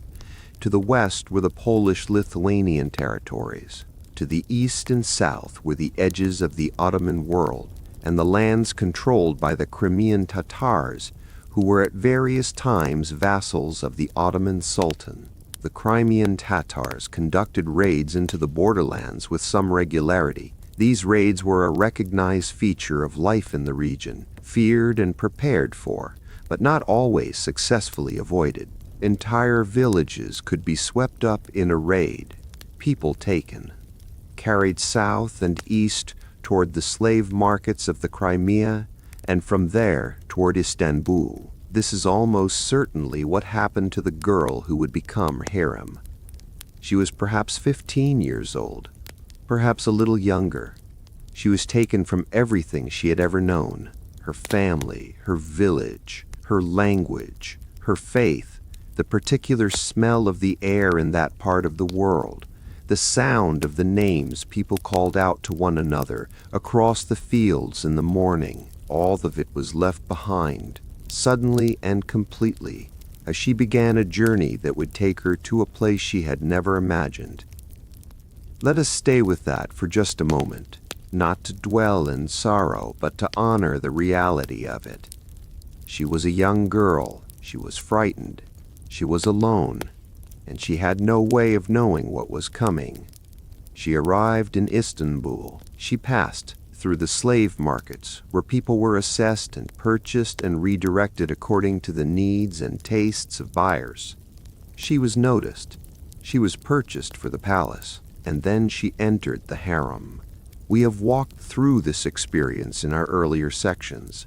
We know what it meant to arrive in the harem as a new odalisque, the unfamiliar language, the unfamiliar customs, the complex hierarchy, the need to learn, quickly and thoroughly, how to exist in this new world.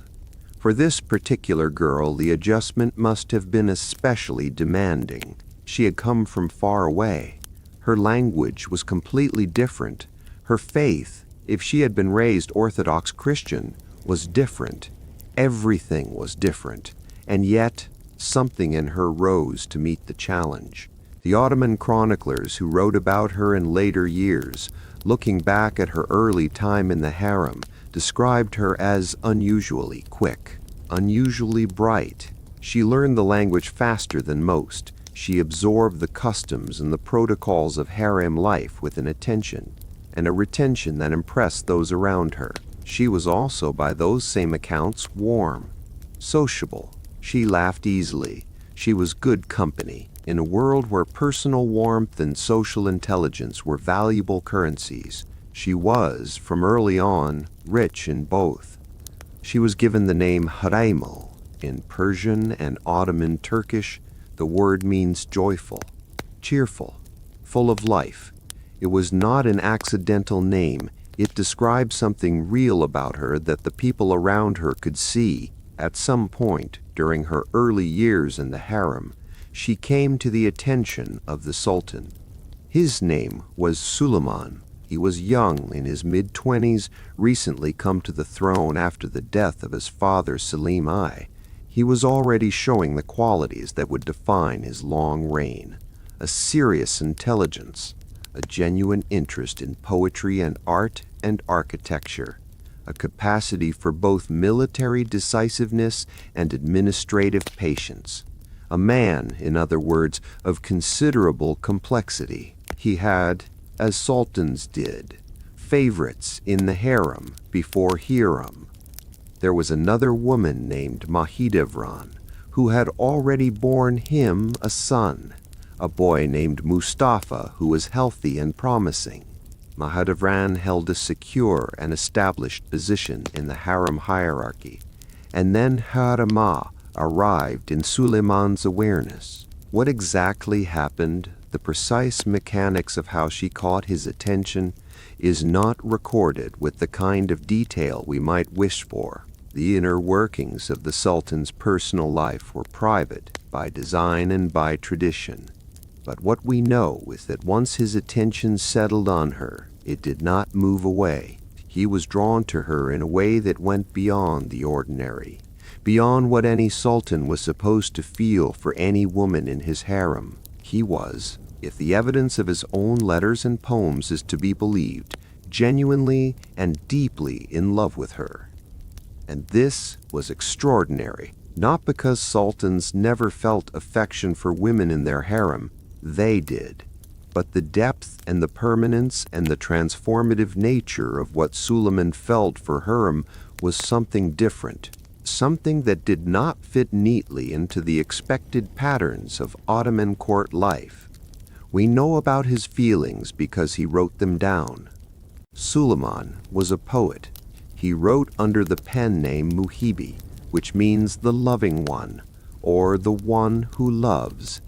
And in the corpus of poetry he produced over his lifetime, a significant portion was written for harem. These poems are remarkable documents, not because they are the greatest Ottoman poetry ever written, though some of them are genuinely beautiful, but because of what they reveal about the man who wrote them. He calls her his rose, his spring, his bright moon, his sweet sugar.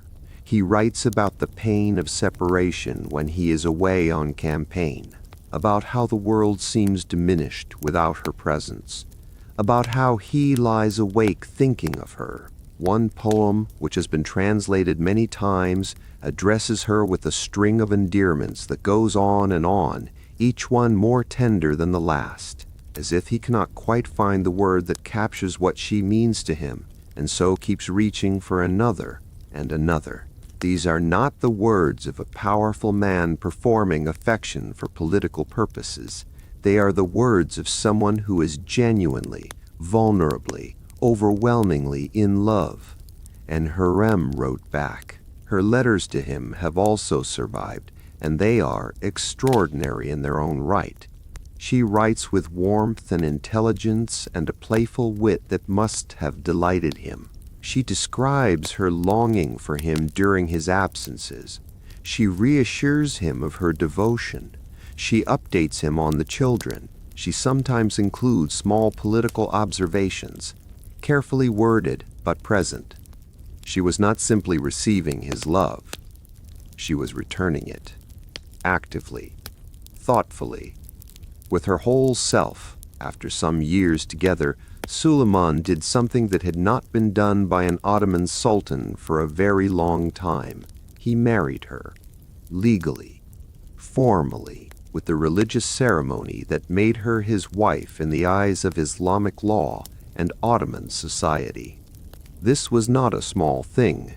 For generations, Ottoman sultans had deliberately avoided legal marriage. The political logic was clear. A wife had legal rights and legal status that a concubine did not. A wife's family could make claims. A wife could not simply be set aside. Marriage introduced a kind of obligation, a kind of binding that the Sultanate preferred to avoid. And beyond the legal dimension, there was the question of precedent and tradition.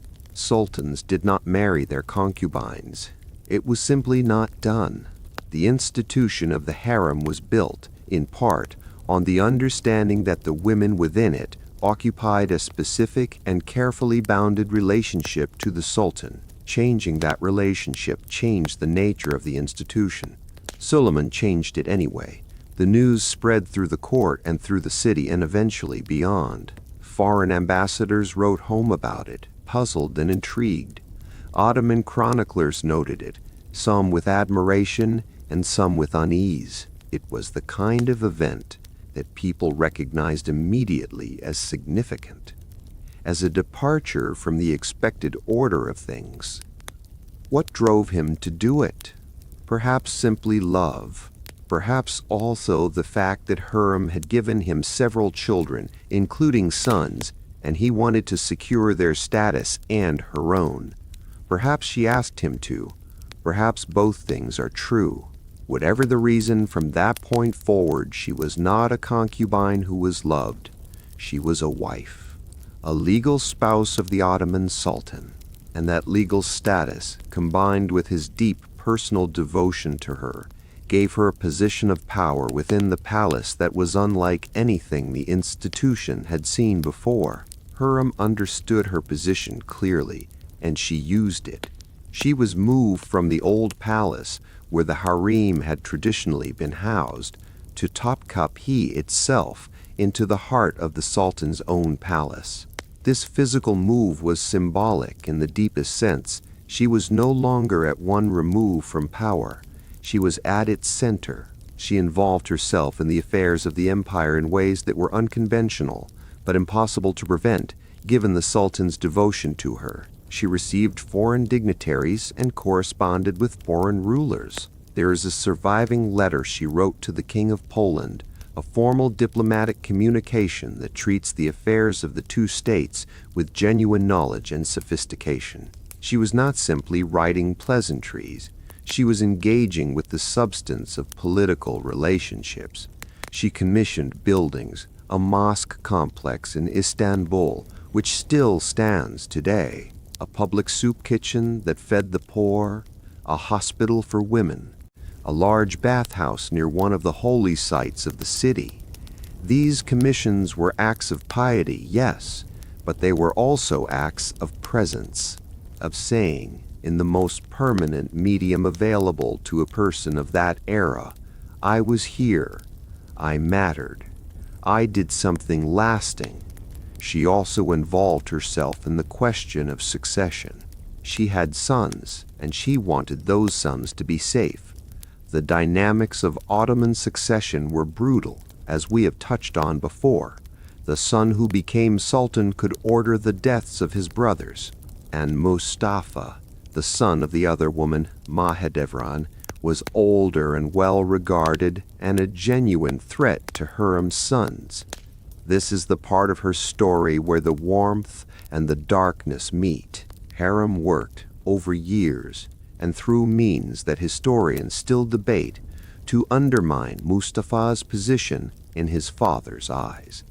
And eventually, in 1553, Suleiman ordered Mustafa's execution. He believed, rightly or wrongly, that Mustafa was plotting against him.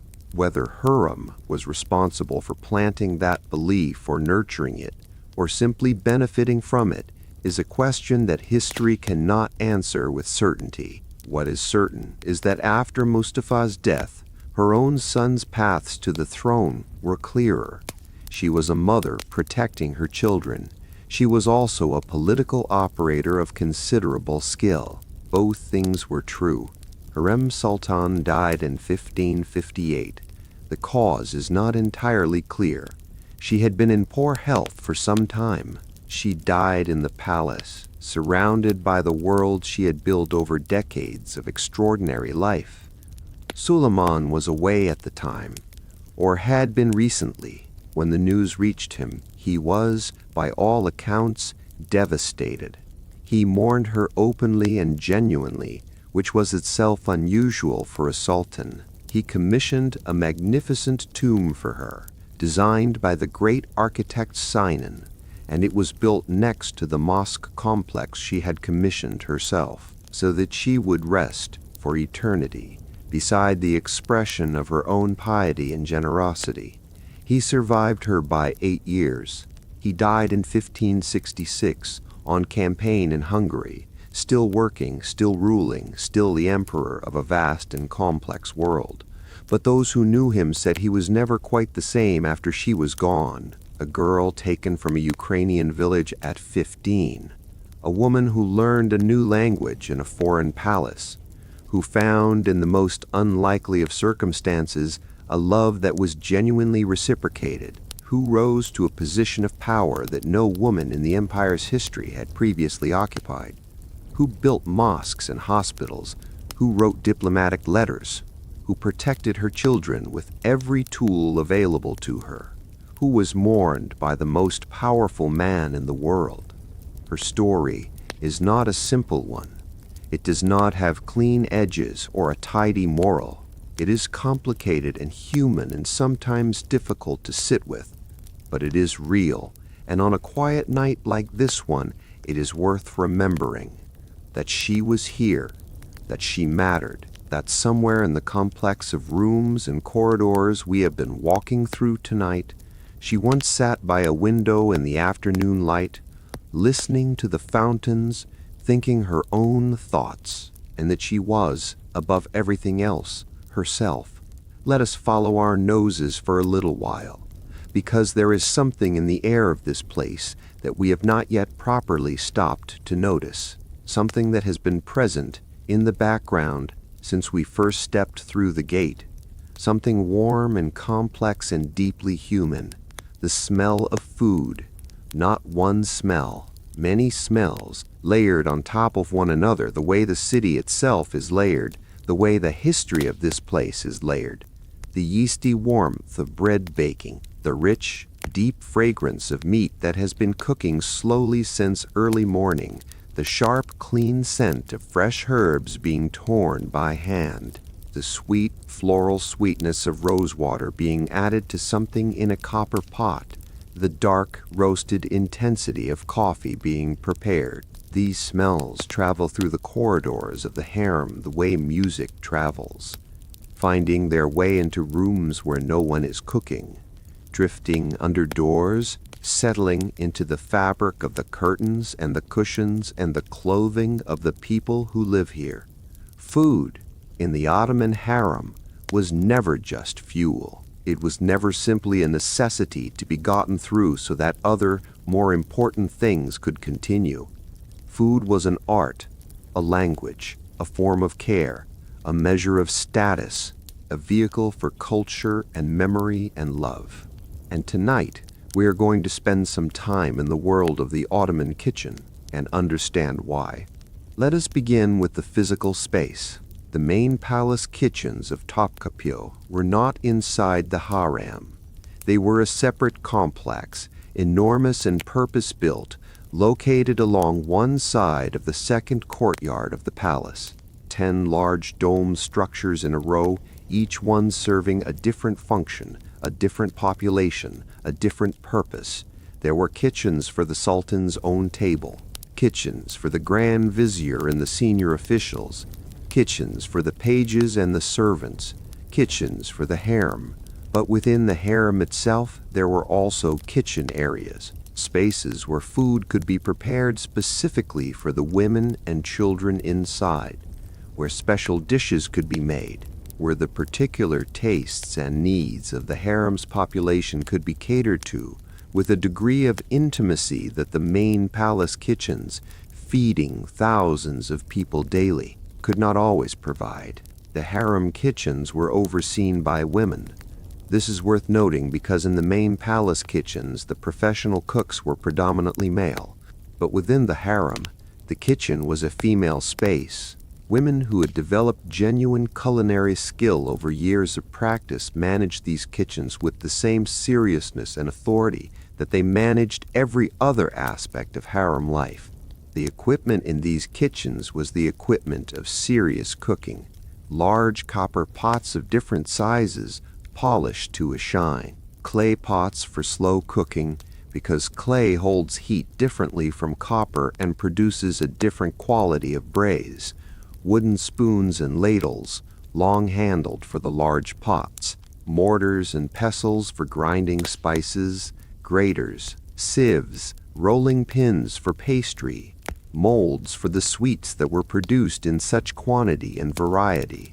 The fires were managed with constant attention, too hot and things burned, not hot enough, and the long, slow dishes that required hours of gentle heat would not develop the depth of flavor they were meant to have. Managing a kitchen fire before the age of controlled heat was a genuine skill, one that took years to develop and was not easily taught by words alone. It had to be felt, learned through the hands and the eyes and long experience. In every culture that has ever existed, bread sits close to the center of the food story, and the Ottoman world was no exception. Bread was present at every meal. Not the same bread at every meal, but bread in some form, always. The type varied with the time of day, with the occasion, with the season, with the status of the people eating. But the presence of bread was as constant as the presence of prayer. The most common everyday bread was a round, flat loaf baked in a wood-fired oven. The dough was simple, flour and water and yeast and salt, but the quality of each ingredient mattered enormously. The flour was milled from wheat grown in the fertile regions of the empire, and the quality of that wheat, the way it had been grown and harvested and stored, affected the flavor of the bread in ways that experienced bakers could detect and discuss with real precision. There were also thinner breads, almost cracker-like, that kept well and could be stored, and richer breads made with butter or oil or eggs, reserved for more festive occasions or for the tables of senior women who could command better provisions. Alongside bread, rice was the other great staple grain. Pilaf, rice cooked in broth with butter, was one of the foundational dishes of Ottoman cuisine. The preparation of a good pilaf was considered a genuine test of a cook's skill. Each grain had to be separate, not clumped, not sticky, not mushy. Each grain distinct and gleaming, as if each one had been individually attended to. This is harder to achieve than it sounds. The rice had to be washed carefully, soaked correctly, cooked in precisely the right amount of liquid at precisely the right temperature. Too much liquid and the rice became soft and indistinct. Too little and it dried and burned at the bottom of the pot. The perfect pilaf required attention and experience and a kind of intuition that only came with practice. A good pilaf cook was valued. A woman who could consistently produce a perfect pilaf was someone whose skill was noticed and acknowledged. The Ottoman kitchen was not a cuisine of quick dishes. Many of its most characteristic preparations involved time, long, slow cooking that transformed tough cuts of meat into something yielding and complex, raises that spent hours on a low fire, the liquid slowly reducing, the flavors slowly deepening and concentrating and becoming something richer than any of their individual ingredients could suggest. Lamb was the most common meat. It appeared in many forms, roasted whole on special occasions, cut into pieces and threaded onto skewers and cooked over coals, ground and mixed with spices and formed into the elongated meatballs called kofte, slow braised with vegetables and dried fruits and warming spices, cinnamon and allspice and black pepper, in preparations that had their roots in the cooking of Central Asia and Persia and the Arab world, all those traditions flowing together into something distinctly Ottoman. The dried fruits used in savory cooking deserve special mention. Apricots, dried until they were intensely sweet and slightly chewy. Plums, raisins, figs. These were not used to make dishes sweet in the obvious sense.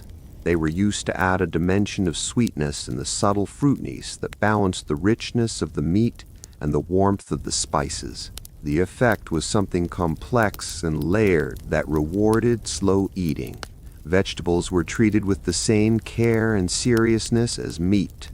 The Ottoman kitchen had a great love of stuffed vegetables, a technique that appears across the entire Eastern Mediterranean and Middle Eastern world, but reached particular refinement in the Ottoman context. A zucchini could be hollowed out with a small specialized tool and filled with a mixture of rice and fresh herbs and perhaps a little ground meat, then arranged carefully in a pot and cooked until the vegetable was perfectly tender and the filling had absorbed all the flavors around it. A vine leaf could be wrapped around a similar filling, forming a small, neat parcel that would be arranged in tight rows in a pot and weighted down to keep its shape during cooking. These stuffed vine leaves required patience and a certain dexterity. The wrapping had to be firm enough to hold during cooking, but not so tight that the filling had no room to swell as the rice cooked inside. The women who excelled at these preparations were recognized for it. Cooking skill, like embroidery skill or musical skill, was a form of accomplishment that was noticed and valued. The Ottoman Empire sat at the crossroads of the spice trade. For centuries, the great routes that carried spices from South Asia and Southeast Asia toward the markets of Europe passed through Ottoman territory, and the Ottomans, living at that crossroads, had access to spices that were luxury goods in the rest of the world. In the harem kitchen, spices were used with knowledge and intention. Cinnamon was perhaps the most beloved. It appears in savory dishes and sweet ones alike, in meat preparations and in pastries, and in the rice dishes and the puddings. The cinnamon used in the Ottoman kitchen was true cinnamon, the soft, delicate, sweet variety from Sri Lanka, not the harder, more aggressive cassia that is sometimes substituted for it today. Black pepper was important. Allspice, whose berries carry a complex flavor reminiscent of several spices at once. Cumin, earthy and warm. Coriander seed, bright and slightly citrusy. Turmeric, golden and mild. Saffron, which was expensive and precious and turned everything it touched, a deep, gorgeous yellow. The use of saffron in the Ottoman kitchen was a marker of quality and care. A handful of threads dissolved in warm water and added to a pilaw for a sweet pudding transformed both the color and the flavor of the dish. The pale golden light of a saffron-tinted dish had a visual beauty that was itself part of the pleasure of eating. Rosewater and orange blossom water were used in sweet preparations with a generosity that scented the kitchen and eventually the entire room where the dish was served. These floral waters came from the distillation of fresh petals, and their fragrance was intensely aromatic without being heavy. Let us slow down even further here, because the sweets of the Ottoman kitchen deserve their own moment. The Ottoman love of sweet things was deep and genuine, and produced a tradition of confectionery and pastry that has influenced the food of an entire region and continues to be beloved today. At the center of this tradition was the pastry called baklava, paper-thin sheets of dough called yufka, made from a very simple dough of flour and water that was rolled out with a long, thin rolling pin until it was almost transparent.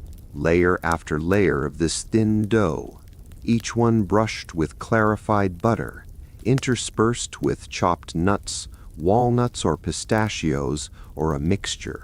The whole thing baked until golden, and then soaked in a syrup of water and sugar and sometimes honey. The result was something that managed to be simultaneously crisp and tender, buttery and sweet, nutty and delicate. Cutting through the layers produced a sound, a soft shattering that was part of the pleasure. And the syrup, soaked in but not making the pastry soggy, provided a sweetness that was present throughout every bite. Baklava was made in the palace kitchens in enormous quantities. There was an annual tradition in which trays of baklava were carried from the palace kitchens to the janissaries, the elite Ottoman soldiers, in a formal procession that was as much ceremony as it was refreshment. But within the harem, baklava was also made on a smaller, more personal scale. Made by women for one another. Made to celebrate occasions, made as gifts, made sometimes simply because someone wanted it and someone else had the skill to make it. Beyond baklava, there were milk puddings, the muhallebi, a pudding of milk and rice flour and rose water, white and soft and delicately scented. The kazandabai, a slightly caramelized milk pudding whose bottom, when the dish was inverted, showed a deep golden surface that had developed against the heat of the pan. These puddings were made in large copper dishes and cut into portions and served cool. There were confections made from sesame paste and honey, from grape molasses and tahini, from nuts coated in sugar syrup and dried until the coating hardened into a thin, sweet shell. And there was Turkish delight, or lokum, a confection made from starch and sugar and flavored with rose water or mastic or fruit, cut into small cubes and dusted with powdered sugar. Soft and yielding and intensely flavored, it dissolved slowly on the tongue in a way that required you to slow down and pay attention. Coffee arrived in Istanbul in the middle of the 16th century, and it conquered the city with remarkable speed. By the time Hürrem Sultan was at the height of her influence, coffee was already deeply embedded in Ottoman daily life. Coffee houses had opened throughout Istanbul, places where men gathered to drink and talk and play games and conduct business. And within the palace, coffee had become an essential part of the day's rhythm. In the harem, coffee was prepared with great care. The beans were roasted first in a small pan over the fire, stirred constantly to ensure even roasting. The smell of fresh roasting coffee beans is one of the most immediately recognizable and appetite-stimulating smells in the world. It would have filled the kitchen and drifted out into the corridors. After roasting, the beans were ground very fine. A very fine grind was essential for the preparation method, which involved simmering the ground coffee in a small, long-handled copper pot called a sev with water and sometimes sugar. The pot was brought slowly to the point where a dense foam developed on the surface, then removed from the heat, then brought back again. The result was a small cup of very strong, very aromatic coffee with a layer of foam on top, and the grounds settled at the bottom. The cup was small. The coffee was drunk slowly, and the experience of drinking it was itself a practice in presence, in attention, in the simple pleasure of a single good thing. A woman who prepared coffee well, who understood exactly how long to roast the beans, and how fine to grind them, and how many times to bring the sez for defeats, and how to pour without disturbing the foam, had mastered something that was considered a genuine skill, something worth taking pride in. We should end this section where we began it, with the idea that food in the harem was a language of care. When a senior woman in the harem was unwell, food was sent to her from the kitchen. Not just any food, particular foods, things known to be strengthening or soothing. A light broth made from long simmered bones, a bowl of yogurt, cool and settling, a piece of bread still warm from the oven when a younger woman was homesick. An older woman who had noticed might arrange for a dish to be prepared that approximated something from the younger woman's homeland. It would not be exactly the same. The ingredients would be slightly different.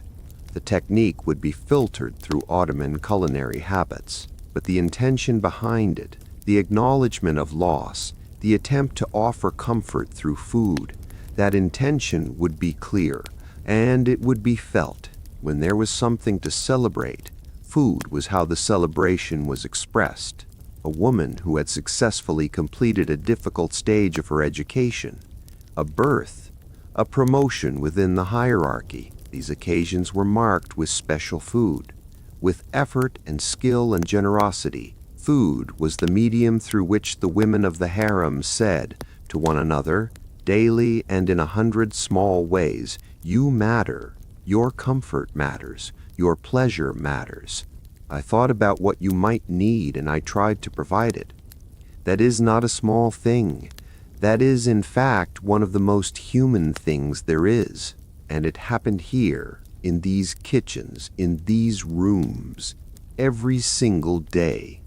In the smell of bread baking before dawn.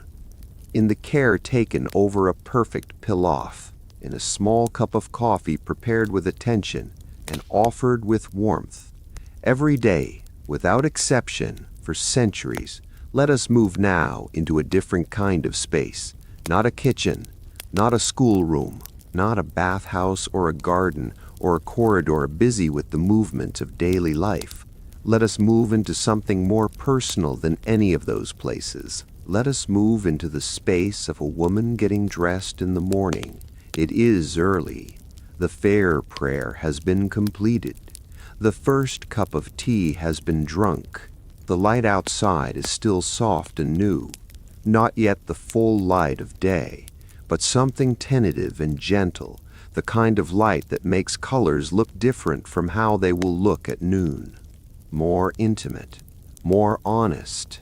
A woman sits on a cushioned bench while another woman, her attendant, opens a large chest. Inside the chest, folded with care, are layers of fabric, silks and cottons and wools, depending on the season. Colors that are visible even across the room, deep and saturated and rich. The attendant lifts out a robe. She shakes it gently to let it fall open. It captures the morning light and something happens to it. The fabric shifts. It seems to move between two colors at once, a deep blue and a deep green, as if it cannot quite decide which one it is. This is what silk does. This is one of the reasons silk has been treasured across cultures and across centuries. It is not simply beautiful. It is alive in light, in a way that no other fabric quite manages. The woman stands. The attendant helps her dress. And the day begins slowly and carefully in the language of fabric and color and the patient art of adornment. Silk was the queen of fabrics in the Ottoman world, and it arrived in Istanbul through trade routes that stretched across the entire known world. The city of Bursa, not far from Istanbul, was the great center of Ottoman silk production. Silkworms were cultivated there, fed on mulberry leaves, their cocoons harvested and unwound into threads of extraordinary fineness. The silk produced in Bursa was renowned throughout the Mediterranean world and beyond. Merchants came from Venice and Genoa and Persia and Egypt to buy it. But Bursa was not the only source. Silk also came along the Great Silk Road from further east, from Persia, whose silk-weaving tradition was ancient and sophisticated, from the Chinese workshops whose techniques had been the foundation of the whole industry for thousands of years. These imported silks brought different qualities, different weights, different weave structures, different possibilities. Within the palace, the selection of fabrics for the women of the harem was taken seriously as a matter of both aesthetics and status. The quality and quantity of fabric a woman received was a direct reflection of her position in the hierarchy. The Valide Sultan received the finest silks in the greatest quantities.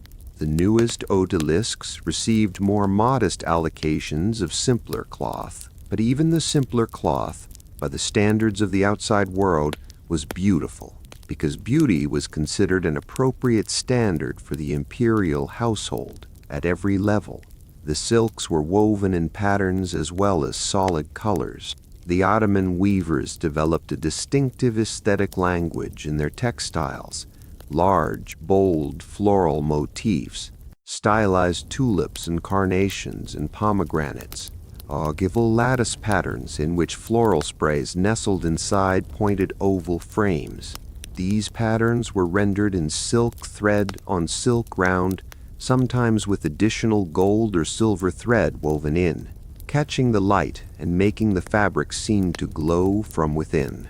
A robe made from such fabric was not simply clothing, it was a wearable artwork, something that represented the accumulated skill of the weaver and the dyer and the designer, all working together to produce something of genuine beauty. Ottoman women's dress was composed of layers, and understanding those layers helps us understand the full picture of how the women of the harem presented themselves to one another and to the world within those walls.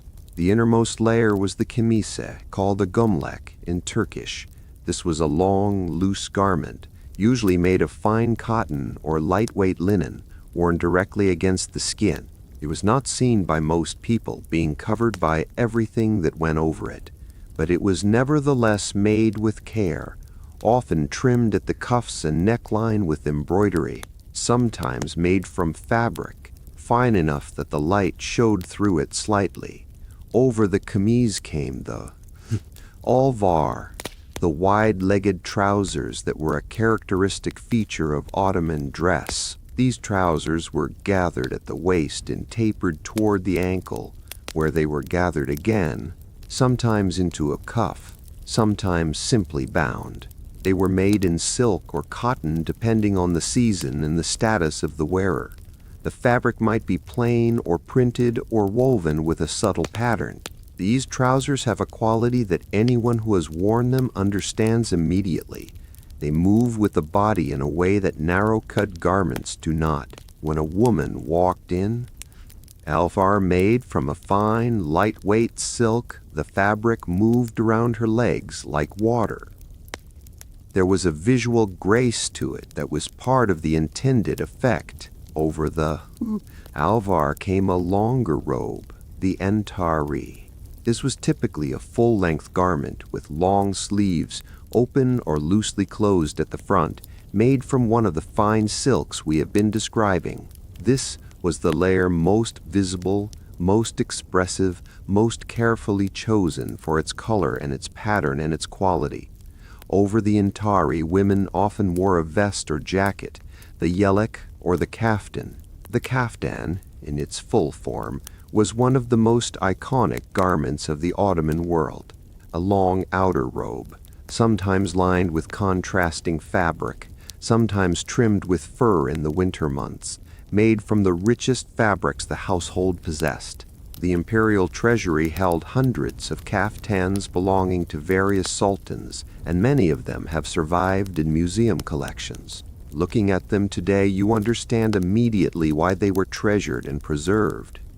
They are magnificent objects. The fabrics are extraordinary. The construction is meticulous. The women of the harem wore versions of this garment, scaled and decorated according to their status. The Valide Sultan's kaftans would have been among the finest things in the palace. Even a junior odalisque's vest would have been carefully made and carefully kept. Between the robe and the outer layer, a belt or sash tied the silhouette together. This seems like a small detail, but in the visual language of Ottoman dress, the belt was important. It defined the waist, it gathered the layers, and gave the figure a shape, and it was itself a canvas for decoration. Belts in the harem were made from many materials. Embroidered fabric, sometimes very wide, wrapped several times around the body. Woven sashes in intricate patterns. Belts of leather. tooled and painted, belts of metalwork, silver links or gold-colored brass, set with colored stones or enamel. The most magnificent belts were genuine works of goldsmithing. Panels of gold or silver decorated with precious stones connected by hinges or links into a flexible hole. These were not everyday objects. They were brought out for special occasions, for formal gatherings, for moments when the full display of a woman's status needed to be communicated. The way a belt was tied, the way the sash was folded and arranged, was itself a skill. An attendant who could dress her mistress's belt beautifully, achieving exactly the right width and the right drape and the right positioning, was valued for that particular competence. The head covering, in the Ottoman Harem, was another form of expression. Outside the harem, in public, Ottoman Muslim women covered their hair. This was both a religious practice and a social custom deeply embedded in the culture. Within the harem, the rules were more relaxed. Among women in private, the head did not always need to be covered. But even in the relatively private world of the harem, hair and head covering were matters of aesthetic attention. The simplest, everyday covering was a length of fine cloth wound around the head and secured. This could be done in many ways, producing different shapes and silhouettes. Some arrangements were low and close to the head. Some built height. Some left a length of fabric to fall behind the shoulder. For more formal occasions, there were small caps, often richly decorated, embroidered with gold thread and set with pearls or small stones.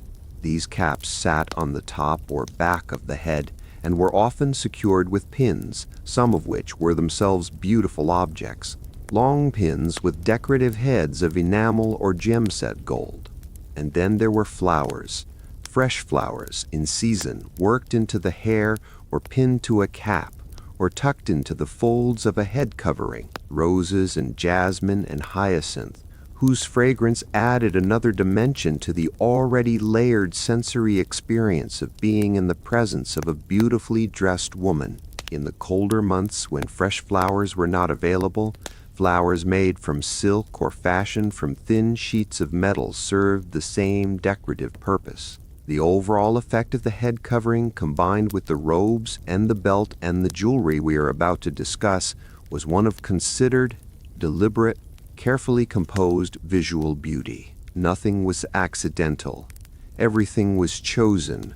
Jewelry in the Ottoman harem was not decoration in the simple sense.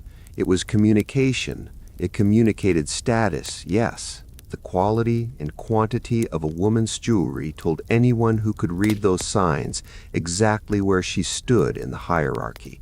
But it communicated other things too. Taste, history, sentiment, the relationships and moments that had accumulated over a lifetime. Gold was the primary metal. The Ottoman tradition of goldsmithing was ancient and sophisticated, drawing on techniques from across the empire's vast geography. Byzantine goldsmithing had influenced it. Persian influences were present. Arab and Central Asian traditions had contributed. The result was a style that was distinctive and rich and capable of great delicacy and great boldness alike. Earrings were worn by almost all women. They ranged from simple gold studs to elaborate hanging pieces that fell to the shoulder, composed of multiple elements connected by delicate chains. Pearls were especially loved for earrings. The Ottomans had access to pearls from the Persian Gulf and from the Indian Ocean trade, and fine pearls appeared throughout the jewelry of the palace. Necklaces were layered, multiple strands of different lengths worn together, so that the neckline of the robe was framed by a cascade of gold and stone and pearl. Emeralds and rubies and turquoises were set into gold in settings that showed the stone to its best advantage, sometimes surrounded by smaller diamonds, sometimes set simply and allowing the color of the stone to be the main event. Bracelets were worn on both wrists. Sometimes rigid bangles that slid over the hand and sat on the wrist. sometimes softer bracelets of linked elements that moved when the arm moved, producing that soft musical sound that fine jewelry makes. The sound of bracelets was part of the presence of a well-dressed woman, heard before she was fully seen, a kind of soft announcement. Rings were worn on multiple fingers, not just the ring finger in the Western sense, but on any finger that pleased the wearer, sometimes multiple rings on a single hand. Signet rings carried personal or official significance. Decorative rings were chosen purely for their beauty, and then there was the jewelry specific to certain occasions, the elaborate head ornaments worn at formal gatherings, the special pieces brought out for celebrations, the jewelry given as gifts between women, between a senior woman and a junior one she wished to honor, between close friends, between a mother and a daughter. These gifted pieces carried emotional weight beyond their material value. They were worn with an awareness of who had given them and why. Let us end our tour of Ottoman dress in a small and specific place. The feet. Indoors within the harem, women wore soft leather slippers called mest or pabuç. These were often embroidered, the leather tooled or the surface worked with silk thread in floral patterns. They were shaped to the foot and worn without the kind of rigid sole that outdoor shoes required. Moving through the carpeted rooms of the harem in these slippers was a quiet experience. The footstep barely audible, just the soft compression of the carpet and the slight sound of the leather against the floor. In the hammam, as we noted earlier, wooden clogs called takunya were worn to protect the feet from the wet marble. But these clogs were not plain. They were elevated on 2 blocks of wood, sometimes quite high, giving the wearer additional height and keeping the feet clear of the pooling water, and they were decorated, inlaid with mother-of-pearl in geometric and floral patterns, painted, fitted with leather straps that were themselves embroidered or decorated with small metal ornaments. The sound of takunya on marble is distinctive, a hollow, rhythmic clacking that echoed off the dome ceiling of the hammam. It is one of those sounds, like the specific quality of a voice heard through a particular stone wall, that belongs entirely to a particular place and time. Let us step back now and take in the whole picture. A woman of the Ottoman harem, dressed for a formal occasion, the layers of silk, each one slightly different in color or texture, the belt pulling everything together at the waist, the jewelry at the ears and neck and wrists and fingers, each piece chosen and arranged with attention, the cap on the head with its pearl pins, the soft slippers on the feet. She is not dressed to impress an outside world that will never see her. She is dressed for this world, this interior world, this community of women who understand exactly what they are looking at and who will notice and appreciate every detail. She is dressed the way someone dresses when they take themselves seriously, when they understand that their own presence, in the rooms they inhabit and among the people they live with, deserves to be honored.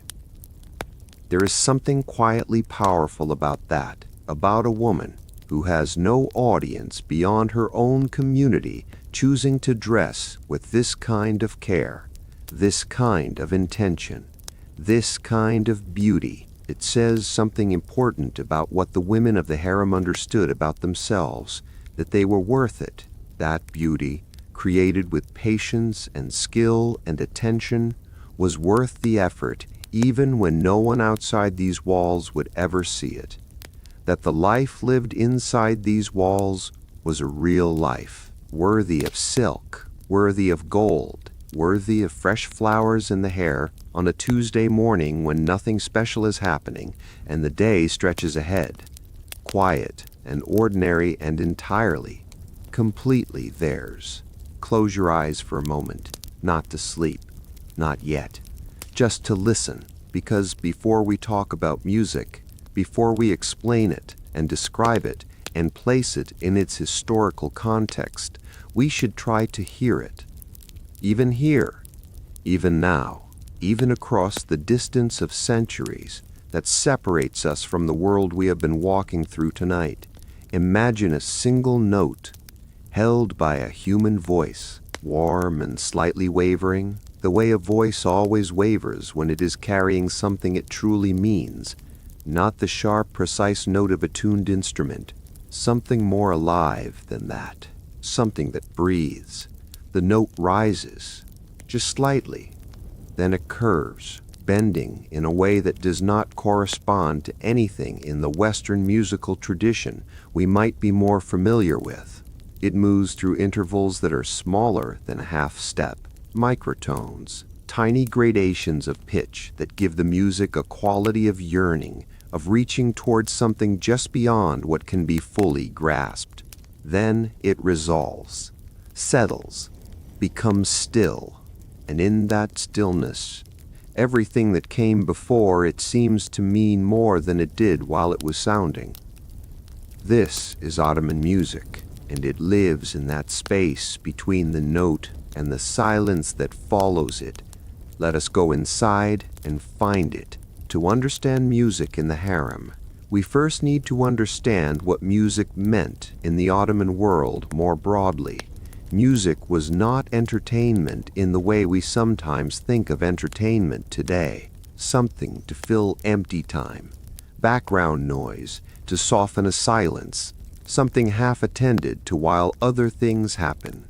Music in the Ottoman world was a serious matter, a matter of philosophy and medicine and spiritual life, as well as of beauty and pleasure. It was understood to have real effects on the human body and the human soul. Different musical modes, the makams we will discuss shortly, were believed to affect different organs, different humors, different states of mind.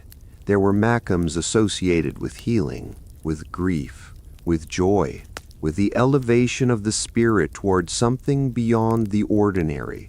Ottoman physicians sometimes prescribed music as part of treatment for illness, certain makams for certain conditions at certain times of day, in certain quantities. This was not superstition. It was a coherent theoretical framework built on centuries of philosophical thought stretching from ancient Greece through the medieval Islamic world that took seriously the relationship between sound and the human organism. In the palace, music was present at every level. There were the military bands, the meter, whose thundering drums and shrill horns announced the Sultan's movements and accompanied the army on campaign. There were the court musicians who performed at official gatherings and state occasions. And then there was the music of the harem, intimate and personal, governed by different rules and serving different purposes. The music of the harem was not the music of public display. It was the music of private life, of long evenings, of female community, of the interior world that the harem created and sustained, and it was, in its own way, as sophisticated and as serious as any music being made anywhere in the empire. Let us spend a little time with the theory, because understanding it helps us hear the music more truly. Ottoman music was organized around a system of scales called makams. The word makam, in its broadest sense, means a place, a station, a position, and in the musical context it refers to a specific arrangement of pitches, a specific set of intervals that creates a particular tonal world, a particular emotional atmosphere. There were dozens of recognized makams, each with its own name and its own character. The makam called rast was associated with stability and naturalness, a grounded, gentle quality. The makam called hikaz, which takes its name from the region of Arabia that includes the holy cities, had a quality of longing and spiritual yearning, partly because of a distinctive raised second degree that created a particular expressive tension. The makam called Eunuch was associated with tenderness and sadness, Saba with grief and pain, Saga with a kind of sweet melancholy.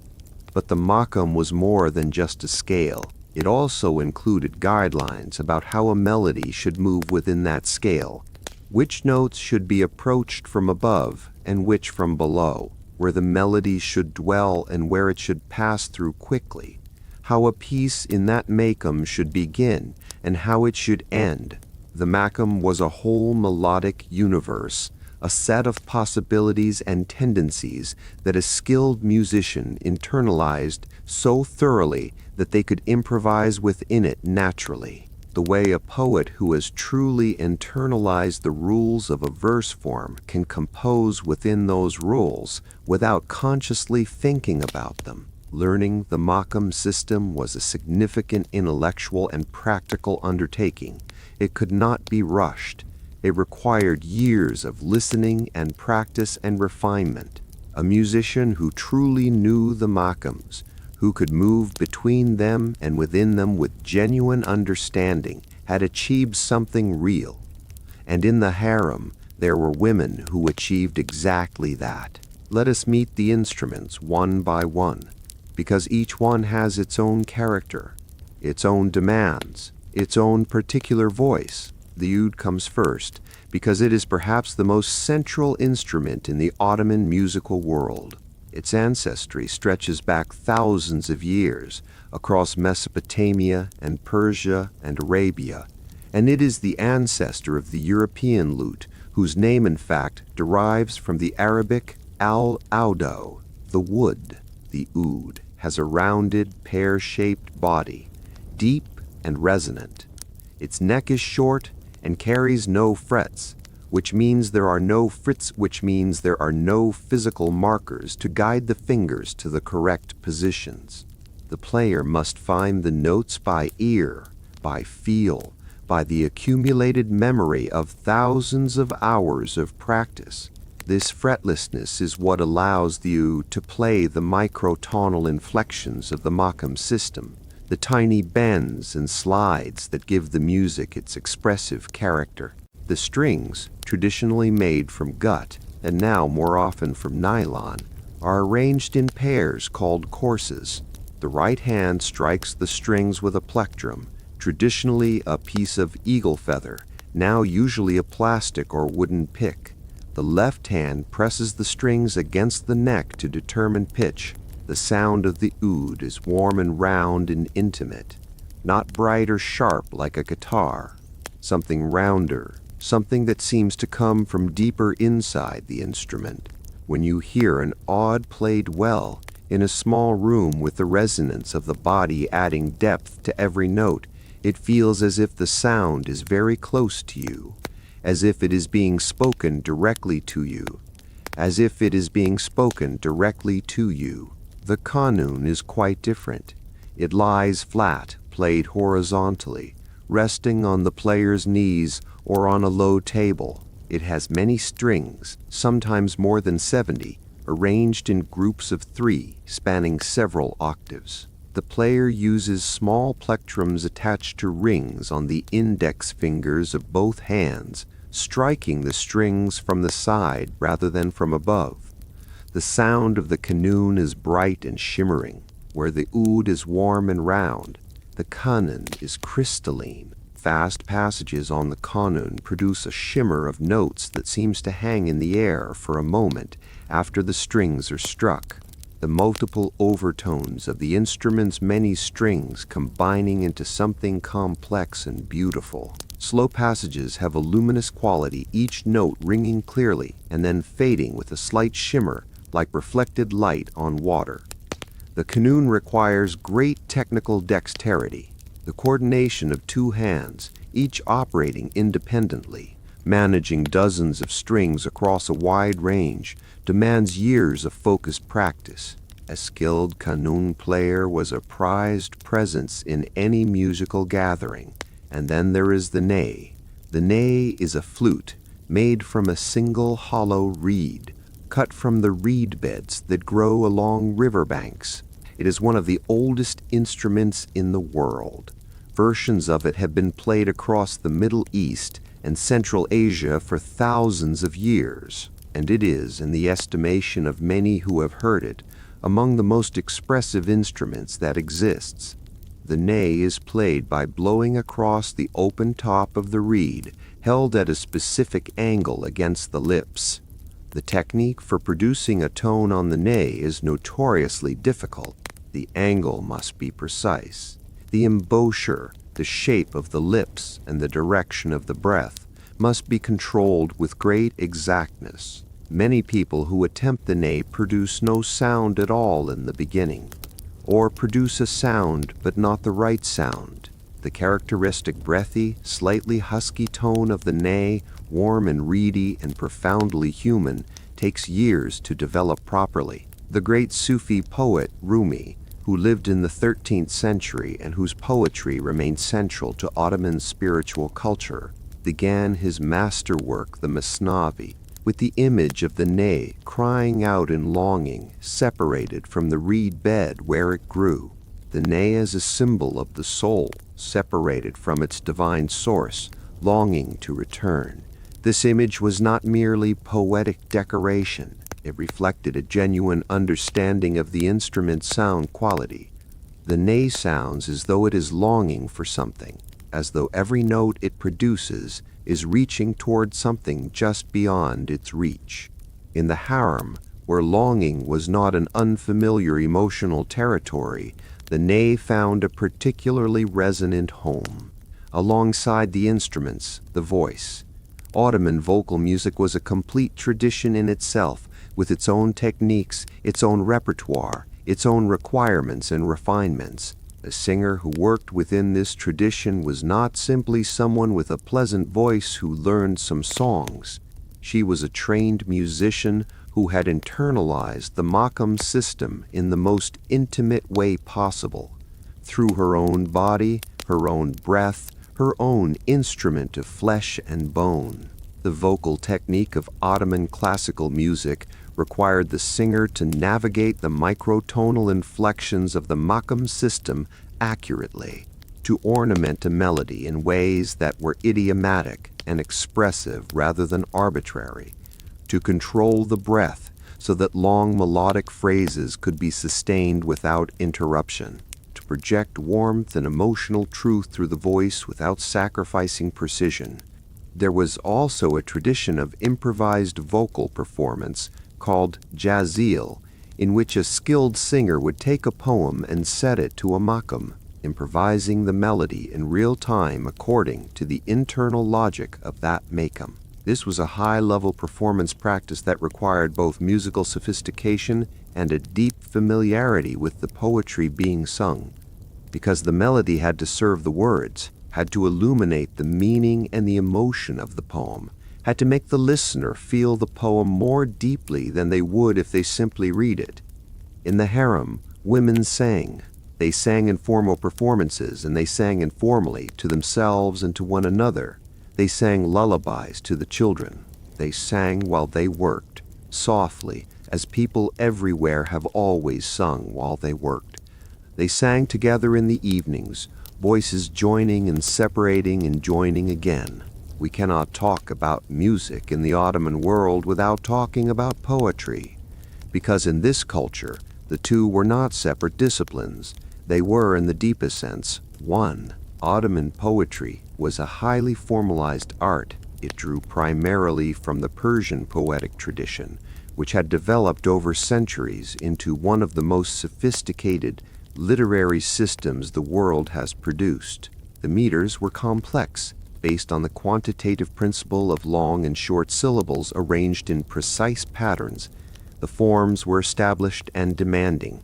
The ghazal, the most common lyric form, required each couplet to end with the same rhyme and refrain word, and the final couplet to contain the poet's pen name. These constraints were not limitations. They were the structure within which the art happened. The subjects of Ottoman poetry were on the surface fairly consistent.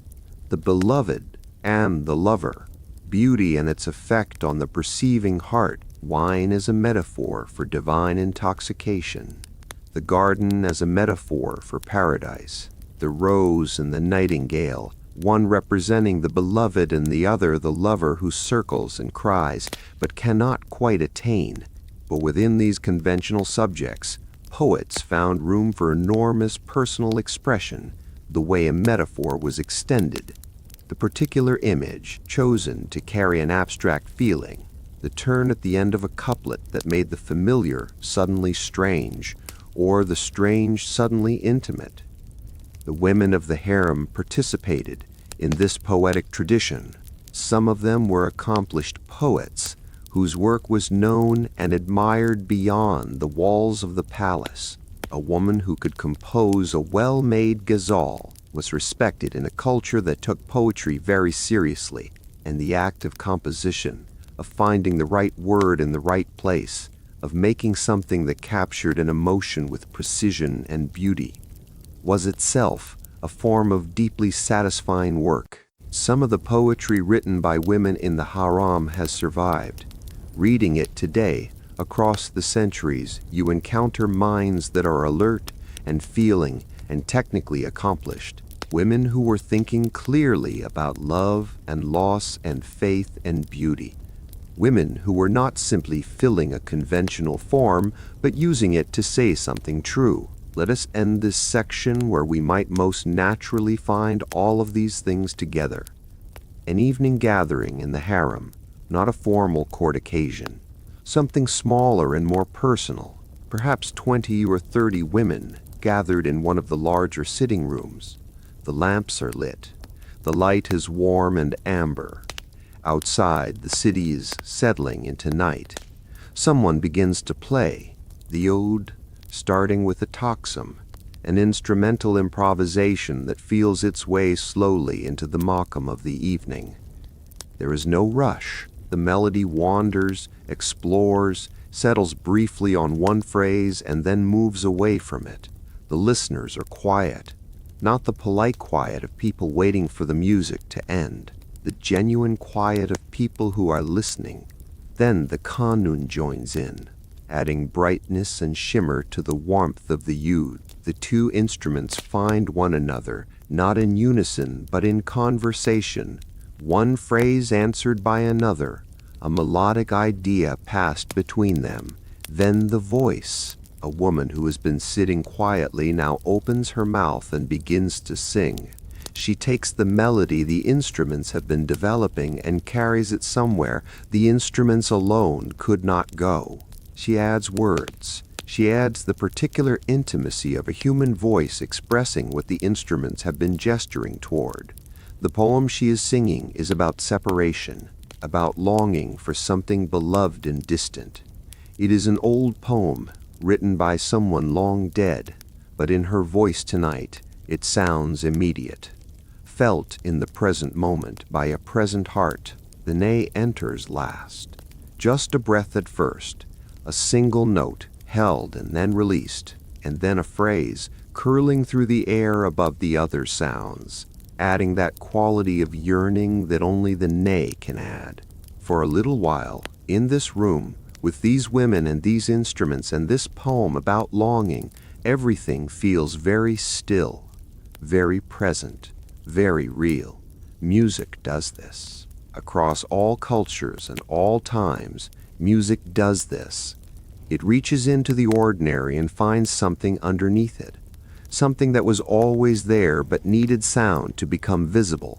And in the harem, where so much was interior, where so much of life was lived inwardly, music was perhaps more necessary than anywhere, more essential, more genuinely nourishing. It was, in the truest sense, the art of the soul. And the souls in this place needed it and used it and made it their own. Let us follow a sound now, a different kind of sound from the ones we have been listening to in this section on music. Not the warm resonance of the oud, or the shimmer of the kanun, or the breathing longing of the nay. Something lighter than all of those things. Laughter. A child's laughter, specifically, the kind that comes suddenly and completely, without warning or apology, the kind that a child cannot contain, even when they are trying to be quiet, because someone has told them to be quiet. It escapes anyway. It always does. It is coming from somewhere down the corridor, around a corner, from a courtyard perhaps, or from one of the rooms set aside for the youngest residents of the harem. Let us follow it there. because we have spent our time tonight with the women of the harem, with their learning and their music and their politics and their food and their clothing and their long, carefully structured days. And all of that has been real and true and worth knowing, but we have not yet spent enough time with the children. And the harem was, among everything else it was, a place where children were born and grew and learned and played and became themselves. Let us go and find them. Not all children in the harem were born there. Some arrived the way the adult women arrived. From outside, as very young girls, sometimes as young as 5 or 6 or 7 years old, brought to the palace to be raised within its world.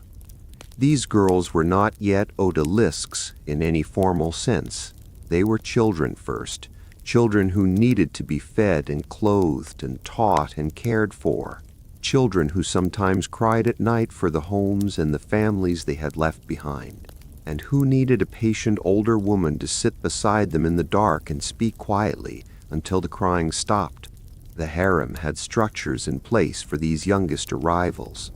Older women were assigned specifically to care for them, to manage the transition from whatever life they had known before to this new and unfamiliar world, to teach them the basics of language and custom and prayer before the more formal educational program began. For a child of 5 or 6, this transition was, in some ways, both harder and easier than it was for an older girl. Harder because a child that young has no resources of experience or perspective to draw on.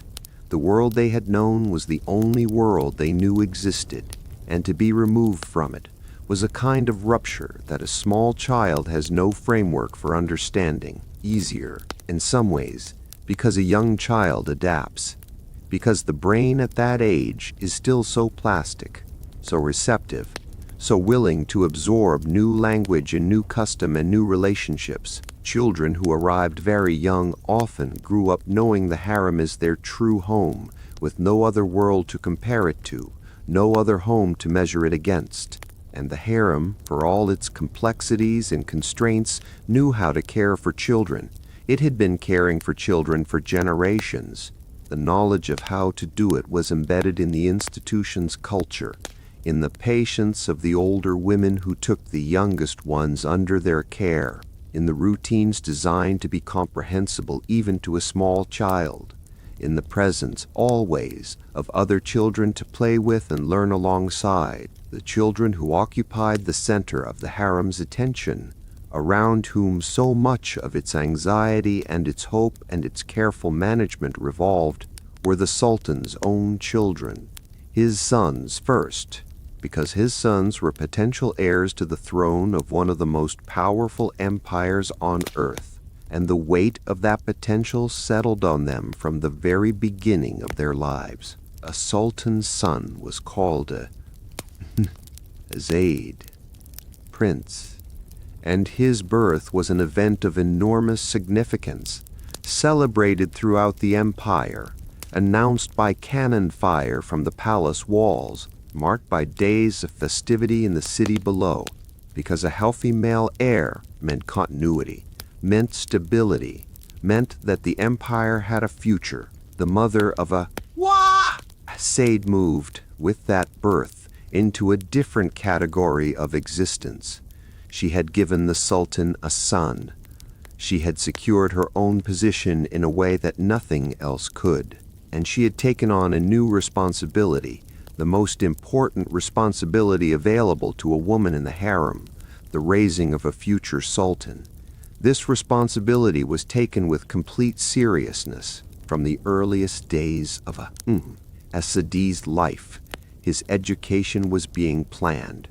His development was being observed. His character was being assessed and discussed by the women who surrounded him, chief among them his own mother, who was his primary advocate and protector, and the person who understood him most completely. The tutors who were eventually appointed to educate the Sultan's sons were among the most learned men in the empire, scholars of Islamic theology and jurisprudence, poets and historians and mathematicians and physicians, men who had spent their careers at the highest levels of Ottoman intellectual life, and who were brought to the palace specifically to shape the minds of the next generation of rulers. The curriculum was comprehensive. The Quran first, always the Quran, memorized and understood and carried in the body as well as the mind. Then Islamic law and theology, the framework within which an Ottoman sultan would govern. History, the history of the empire and of the Islamic world, and of the ancient civilizations whose achievements and failures a ruler needed to understand. Literature in Ottoman, Turkish, and Persian and Arabic, mathematics, astronomy, the art of calligraphy, which every educated man was expected to practice, and eventually, as the boys grew older, the practical arts of governance and war. But before all of that formal education, there was childhood, real childhood, with its games and its curiosity and its particular, unguarded way of experiencing the world. Let us stay with the children at play for a little while, because this is a part of the harem story that is easy to forget, caught up as we can become in the drama of politics and the complexity of hierarchy. The children of the harem played. They played in the courtyards, running and chasing and falling and getting up again, the way children have always run and chased and fallen. They played in the gardens, among the tulips and the roses, hiding behind the larger plants and calling out to one another and laughing. That laughter we followed here at the beginning of this section. They had toys, wooden toys carved and painted, small figures of animals and people, balls made from leather stuffed with wool or horsehair, simple musical instruments, small drums, and simple wind instruments with which they made enthusiastic, if not always musical sounds, spinning tops and hoops, and the kinds of simple games that children have played with objects like these across all cultures and all centuries. They had pets, birds especially. The harem kept birds in cages, beautiful songbirds whose voices added to the layered sound of the place. Children were allowed to feed them and sometimes to hold them. There were cats too, as there have always been cats in the buildings and gardens of Istanbul, where they have been beloved residents for as long as anyone can remember. The cats of the harem would have been well fed and entirely confident, as cats always are when they understand that they are welcome. The older children, those who had reached the age when formal education had begun, spent much of their day in lessons, but even they had time that was simply theirs, time to exist as children, not as students or future rulers or political assets, but simply as young people in a world that was, within its particular boundaries, their home. We cannot talk about the children of the harem without talking about their mothers, because the bond between a mother and her children in the harem was shaped by forces that went beyond the ordinary, beyond the deep and universal attachment that exists between a mother and her child in any circumstances. In the harem, a mother's future was bound to her child's future in the most complete way. If her son became sultan, she became Valide Sultan, the most powerful woman in the empire. If her son did not survive or did not reach the throne, her own position was correspondingly diminished. The fates were linked, and this created a quality of maternal attention, of maternal investment that was particularly intense. But let us not reduce these women to their political calculations, because they were mothers before they were anything else, and they loved their children with the full, unguarded love that mothers carry for their children everywhere. There are surviving letters from mothers in the harem to their sons who had grown and been sent away to govern distant provinces. These letters are full of the ordinary language of maternal love and worry, asking about health, asking about food, sending advice that the son almost certainly found somewhat excessive. expressing a longing to see him that is simple and unperformed and entirely real. There are accounts of mothers sitting with sick children through the night, of mothers who were said never to fully recover from the loss of a child, of mothers who maintain contact with their sons across great distances through letters and messengers, and the careful cultivation of relationships with people who move between the palace and the provinces. These were not cold political operators who happened to have produced children. They were women who loved their children deeply and who happened also to be navigating one of the most complex political environments on earth. Both things were true at once. The Sultan's daughters occupied a different kind of position in the harem's world. They were not potential heirs. The Ottoman succession passed through male lines. A daughter, however beloved, could not become sultan. And so the anxiety that surrounded the sons, the constant calculation about their futures and their characters and their political prospects, did not surround the daughters in quite the same way. But the daughters mattered deeply, and their lives, while different from their brothers, were shaped with equal care. They were educated, thoroughly and seriously, in the way that all women of the harem were educated, in religion and language and the arts. They became accomplished musicians and embroiderers and poets. They were raised to be women of culture and presence and intelligence, and they were married. When the time came, the Sultan's daughters were given in marriage to the most powerful men in the empire, grand viziers, military commanders, provincial governors, men at the very apex of Ottoman power. These marriages were not simply personal arrangements. They were political ones. They bound the most powerful men in the empire to the imperial family through ties of kinship. They created networks of loyalty and obligation that spread across the vast geography of the empire. A grand vizier, who was also the Sultan's son-in-law, had a personal stake in the continuity and stability of the dynasty that went beyond mere political allegiance. The women who entered these marriages carried the title of Sultan themselves. Fatma Sultan, Myrima Sultan, Aishne Sultan. This was not a courtesy title. It reflected their real social standing, which was higher than that of almost any other woman in the empire. They had their own palaces, their own substantial incomes, their own courts with their own attendants and servants. They exercised genuine patronage. They commissioned buildings and supported charitable institutions. They were, in the fullest sense, great ladies. Some of them found happiness in their marriages. Some did not. The marriages were arranged for political reasons, and the personal compatibility of the individuals involved was a secondary consideration. Some found in their husbands genuine companions. Some found themselves bound to men they did not love, or did not respect, or actively feared.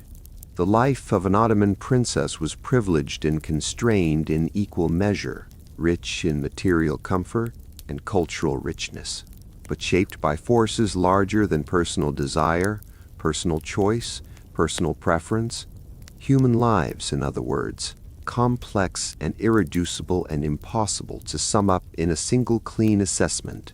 For the children who were not the Sultan's own, the children of lesser women in the harem, or the girls who had arrived as children from outside, growing up meant a gradual movement through the educational structures of the harem, and eventually, for some, a movement out of it. Women who were not chosen for the Sultan's personal household were eventually given the opportunity to leave the harem through marriage. This was an established practice and an understood part of the harem's function. Women were educated and refined within the palace, and then, if they had not attracted the Sultan's attention, were released into the world through arranged marriages to men in the provincial elite or in the palace administration. These women left with dowries provided by the palace, with the education and the cultural formation that the harem had given them, with the language and the manners and the skills and the particular quality of character that years inside those walls had shaped. and they went out into a world that was very different from the one they had spent their formative years in. They had to learn to navigate a much larger, much less structured, much less predictable environment, to manage a household of their own, with their own servants and their own accounts and their own complex social obligations. Most of them managed, because the harem had prepared them in its thorough and demanding way for exactly this, for the management of complexity, for the navigation of hierarchy, for the patient, persistent application of skill and intelligence to whatever circumstances presented themselves. They carried the harem with them when they left, in their posture and their speech, and the way they moved through a room, in the music they still hummed to themselves, in the careful way they folded a piece of fabric, in the prayers they said before dawn. The harem had made them who they were, and they took that into the world. Let us step back now from the courtyard where we followed the laughter. The children are still there, still playing, still entirely absorbed in whatever game has captured them this afternoon. One of them falls and sits for a moment with a surprised expression, deciding whether this requires crying. It does not. She gets up and runs back into the game. An older woman sits nearby, watching. Her expression is one that all people who love children and have spent time around them will recognize. A kind of affectionate, patient attention, a readiness to intervene if needed, combined with the wisdom to know that intervention is not needed yet. The sun has moved. The light in the courtyard has changed. It is later in the afternoon now. The shadows are longer. Soon someone will call the children in. There will be washing of hands and faces. There will be the evening meal. There will be prayers. But for now, for this last warm hour of the afternoon, the courtyard belongs to them, and the sound of their laughter rises above the walls, into the Istanbul sky, into the air that has been above this place for centuries, and it is, simply and completely, the sound of children being children, which is perhaps the most timeless sound in the world. Let us sit down somewhere quiet for this section, not in the schoolroom, not in the hammam or the kitchen or the garden where the children were playing, somewhere more private than any of those places, a room with a closed door, a room where conversations happen that are not meant to travel beyond its walls. Perhaps a small anteroom off one of the main corridors, the kind of room that has a window looking onto an inner courtyard, so that whoever sits here can see without being easily seen. A room furnished simply but with care. A low table, cushions arranged around it, a lamp burning even in the daytime because the light here is not quite enough without it. This kind of room existed throughout the harem. Rooms that were, in their quiet way, offices, rooms where the real work of managing a complex institution happened, where decisions were made and alliances were formed and information was carefully assessed. We have spent a great deal of our time tonight in the warmer, more domestic spaces of the harem, in the kitchens and the schoolrooms and the hammam and the garden, and all of that was real and important and true. But there was another layer to life in the harem, a layer that hummed underneath the domestic one, always present, sometimes barely noticeable, sometimes urgently loud, the layer of power. Let us spend some time there now, carefully, honestly, without either dramatizing it or pretending it did not exist. Power in the harem was not the kind of power that appeared in the official records of the empire. It did not wear a title. It did not sit on a throne or command armies or sign imperial decrees in its own name. It was not visible in the formal structures of the Ottoman state, which were composed almost entirely of men, grand viziers and military commanders and religious scholars and provincial governors, men whose names appear in the chronicles, whose decisions are recorded, whose legacies are debated by historians. The power of the harem was a different kind of power entirely. It was the power of proximity, of presence, of being in the room where the most important person in the empire was not performing his imperial role, but simply existing as a human being, tired or worried or uncertain, needing conversation, needing to be known by someone who understood him, not as the Sultan, but as himself. The women who were closest to the Sultan in that personal sense had access to something that the most powerful men in the empire did not have. They had access to the man behind the office, and they could use that access carefully and patiently and over long stretches of time to shape the way that man thought and felt and decided. This was not manipulation in the simple cynical sense that the word sometimes implies. It was something more complex and more human than that. It was the natural exercise of influence that comes from genuine closeness, from being trusted, from being the person someone speaks to honestly when they cannot speak honestly to anyone else. Every powerful person in history has had such people around them, people whose influence is invisible in the official record, but real in the actual texture of events. In the Ottoman system, those people were often the women of the harem. We have mentioned the Valide Sultan in earlier sections. Her apartments, her retinue, her social position at the peak of the harem hierarchy.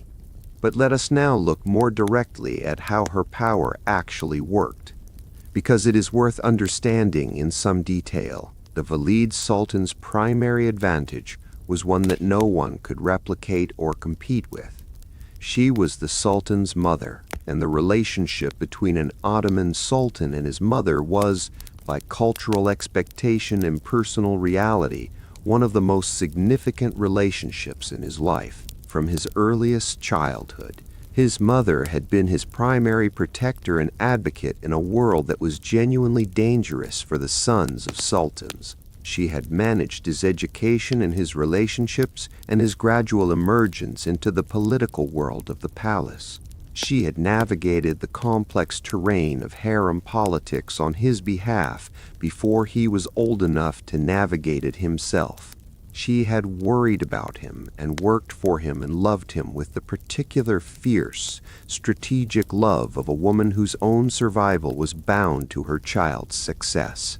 By the time he became Sultan and she became Valide Sultan, this was not a new relationship.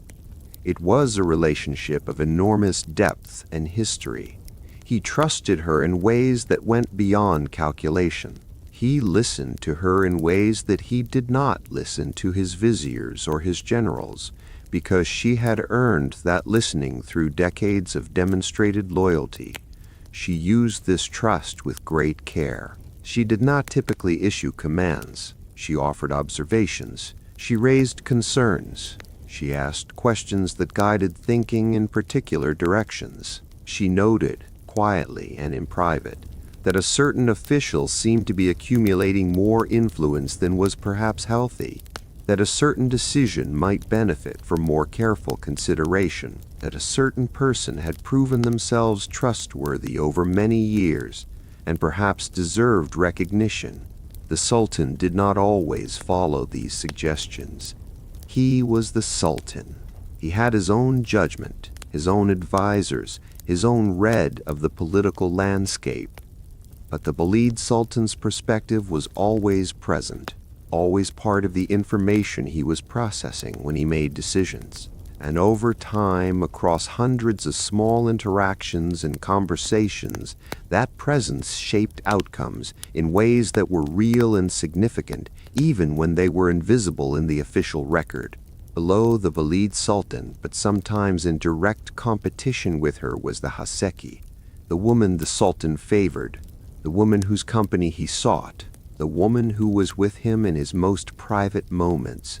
The dynamic between the Valide Sultan and the Haseki was one of the central tensions of harem politics, because their interests were not always aligned. The Valide Sultan's primary loyalty was to her son and to the dynasty.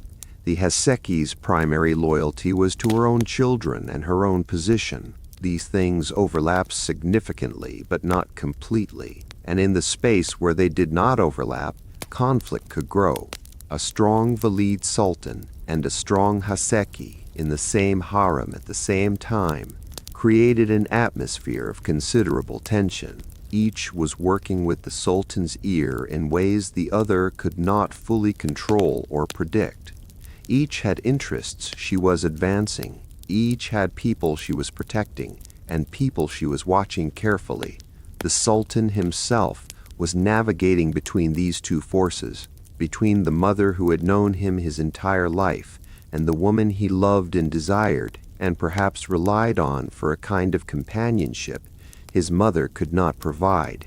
This navigation required its own skill and its own judgment, and sometimes it did not go smoothly. History records moments when the conflict between a Valide Sultan and a favored woman became acute, when the tension broke the surface of ordinary palace life and became visible even in the official chronicles.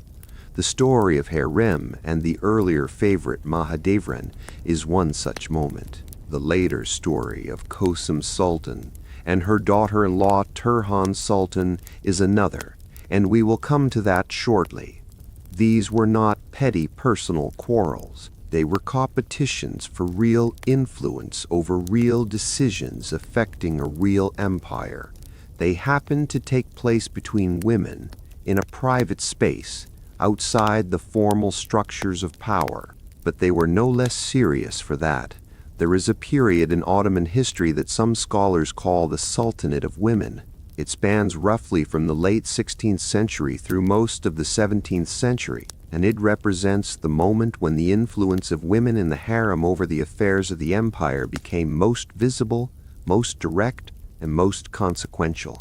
Several things came together to create this period.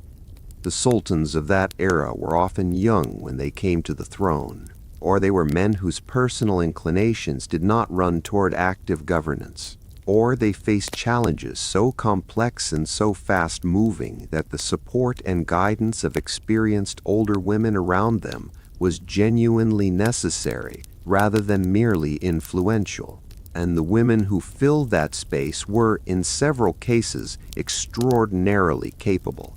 Kösem Sultan is perhaps the most remarkable figure of this period. She was born somewhere in Greece, probably in the late 1580s, and entered the harem as a young woman during the reign of Sultan Ahmed I. He was deeply attached to her, and she bore him many children.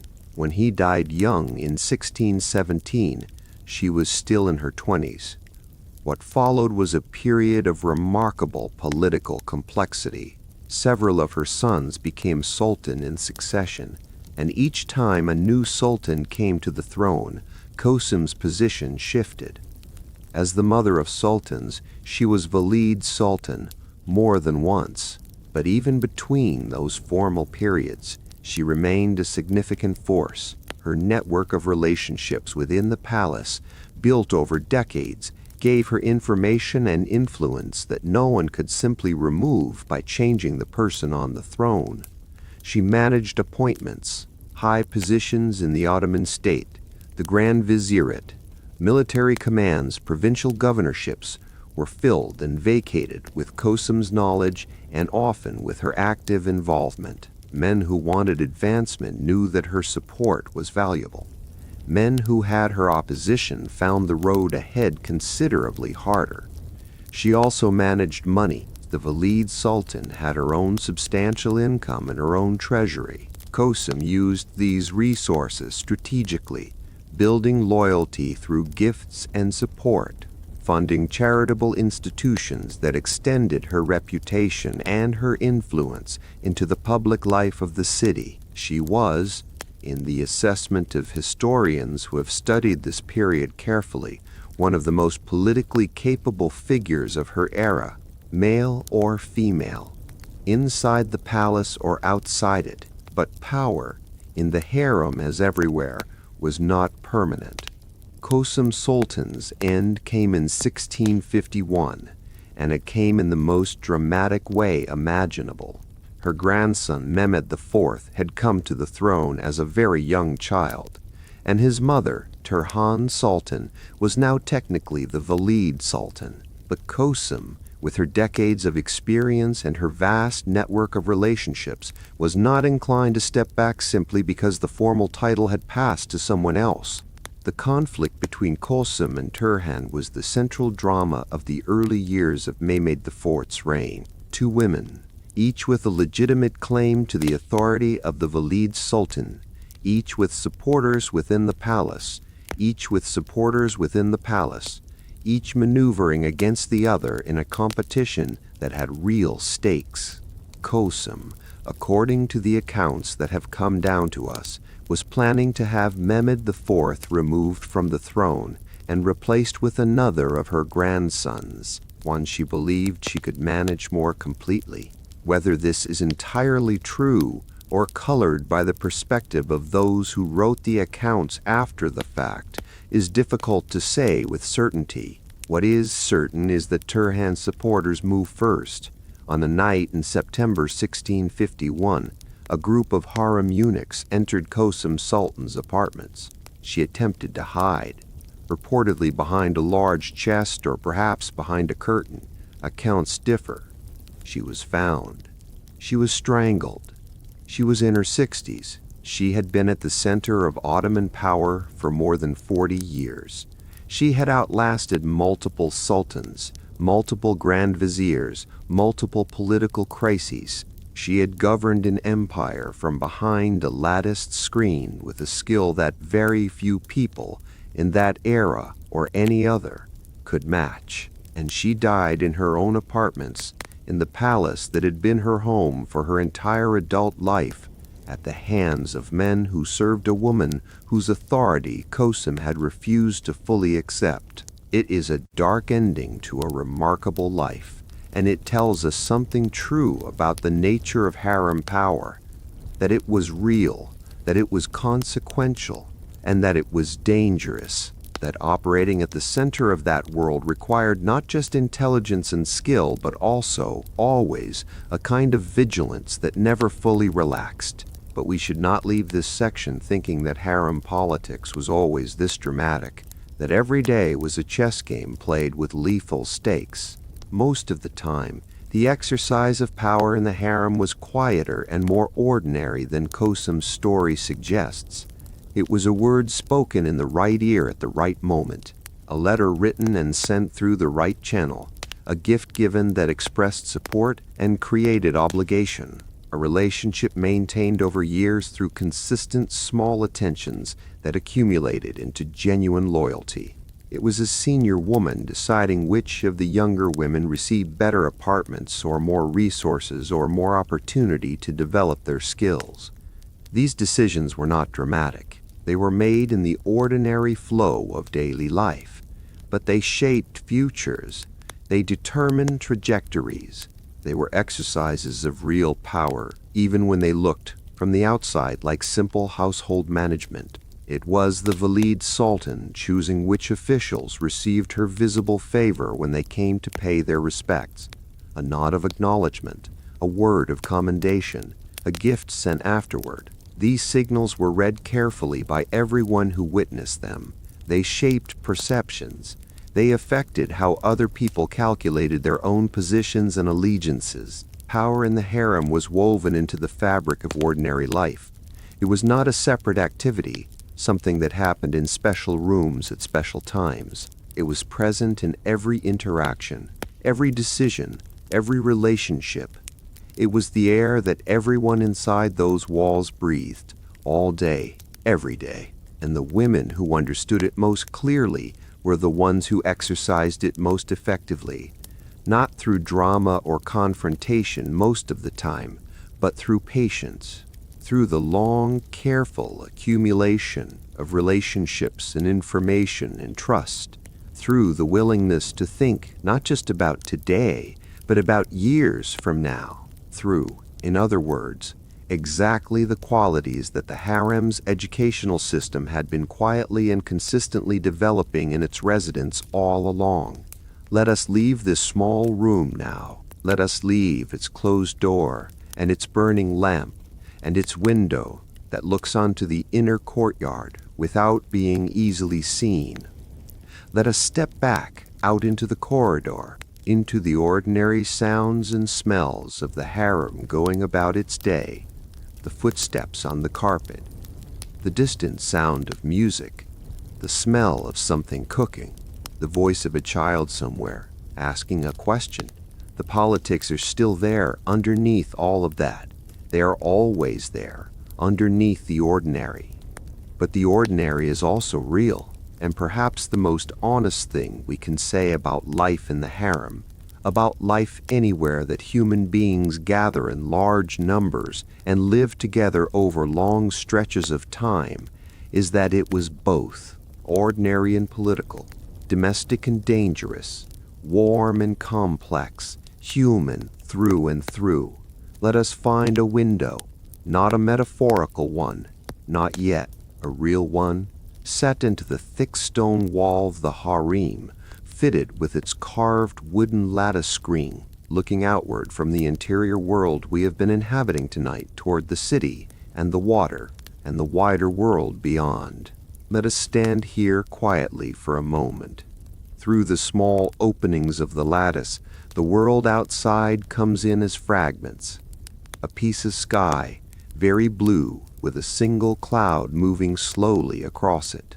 A section of rooftop below, its tiles curved and overlapping, pigeons walking along the ridge with the particular unhurried confidence of pigeons everywhere. Further away, just visible between the buildings, a strip of water, the Bosphorus, that narrow channel between two continents, catching the light and giving it back in shifting pieces. A boat is crossing that water, small from this distance, its sail full of wind. It moves steadily from one shore toward the other, carrying whatever it carries, going wherever it is going.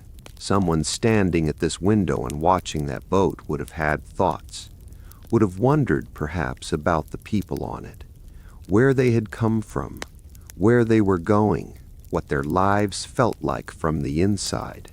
And the person on the boat, if they looked up toward the palace on the hill, would have seen only walls, would have known perhaps that somewhere behind those walls was the harem, the mysterious, hidden, unreachable world that everyone in Istanbul knew existed and almost no one had ever entered. The window was a threshold between two kinds of seeing. From the inside, you could look out. You could watch the world passing. You could gather information about what lay beyond your own world, even if you could not step into it. From the outside, you could see only the wall. This asymmetry is one of the defining features of the harem's relationship with the world beyond its gates. And tonight, in this section, we're going to explore that relationship in all its complexity, because the harem was not sealed. It was not a bubble floating free of the world outside. It was deeply, continuously, necessarily connected to that world, through commerce and communication and culture and correspondence and the steady movement of people and objects and information across its carefully managed boundaries. Let us trace those connections, one by one. People moved across the harem's boundary in both directions, though never freely and never without oversight. People came in, new women and girls, arriving from the various routes that led to the palace. Merchants and tradespeople, admitted at specific times to specific areas to conduct their business. Physicians, because the health of the harem's residents was a matter of serious concern and medical care was provided. Religious figures, scholars who came to teach or to lead prayers on significant occasions. And the eunuchs, of course, moving constantly between the inner world and the outer one, carrying messages and goods and information in both directions. People went out, women who had completed their time in the harem and were leaving through the formal process of marriage to men outside the palace. Women and children accompanying the Sultan on certain ceremonial occasions, moving through the city in enclosed carriages or litters, veiled and curtained but present in the world beyond the walls. The Valide Sultan herself, on significant religious occasions, might travel to one of Istanbul's great mosques. The journey managed with elaborate protocol and privacy screens, but nevertheless a genuine movement through the city. Each of these movements was managed, recorded, supervised. The harem's relationship with the outside world was not casual. It was structured and intentional and controlled. But within that structure, the connection was real and continuous. Let us spend some time with the merchants, because their visits to the harem are among the most vivid and specific points of connection between the interior world and the exterior one. The harem required goods, vast quantities of goods of all kinds, fabric and thread and dye, jewelry and precious stones, cosmetics and perfumes and oils, spices and sweetmeats and specialty foods, musical instruments and their strings, books and paper and ink, candles and lamp oil, tools for every craft the women practiced, seasonal flowers, medicinal herbs. Some of this was supplied through the palace's own procurement systems, bought in bulk in the markets of Istanbul, and brought in through the service entrances, but some of it required a more personal kind of commerce.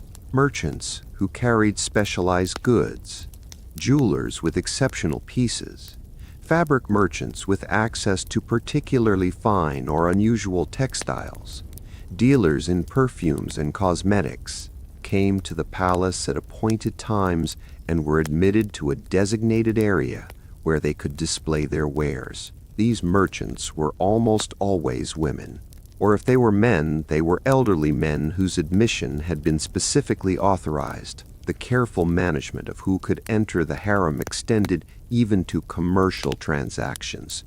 A young male merchant, however reputable as business, was not permitted inside, but a female merchant, a woman who had built her livelihood on selling to the women of the palace, had access that few others could claim. These merchants occupied a fascinating position. They were outsiders who regularly crossed the boundary into the interior world. They brought news with them, sometimes deliberately, sometimes simply as the natural result of being people who moved through many different parts of the city. A jeweler who spent her days visiting the households of wealthy women throughout Istanbul was a conduit for information about the outside world. What was being said in the markets? What fashions were appearing in the households of the elite? What events were unfolding in the city?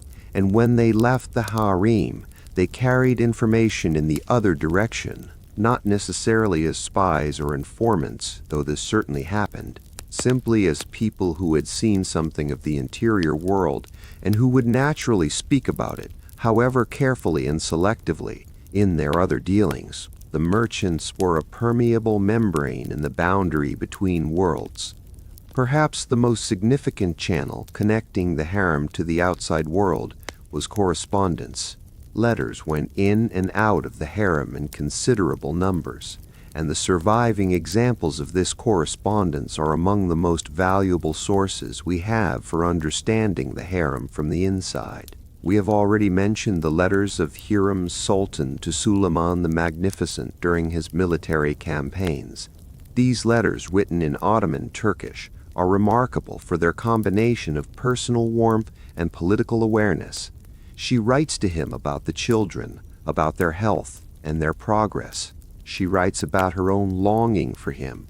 She writes about events within the palace and within the city, and she sometimes writes about matters of state, observations and concerns expressed in the language of a trusted confidant rather than an official advisor, but carrying real weight nonetheless. These were not casual notes.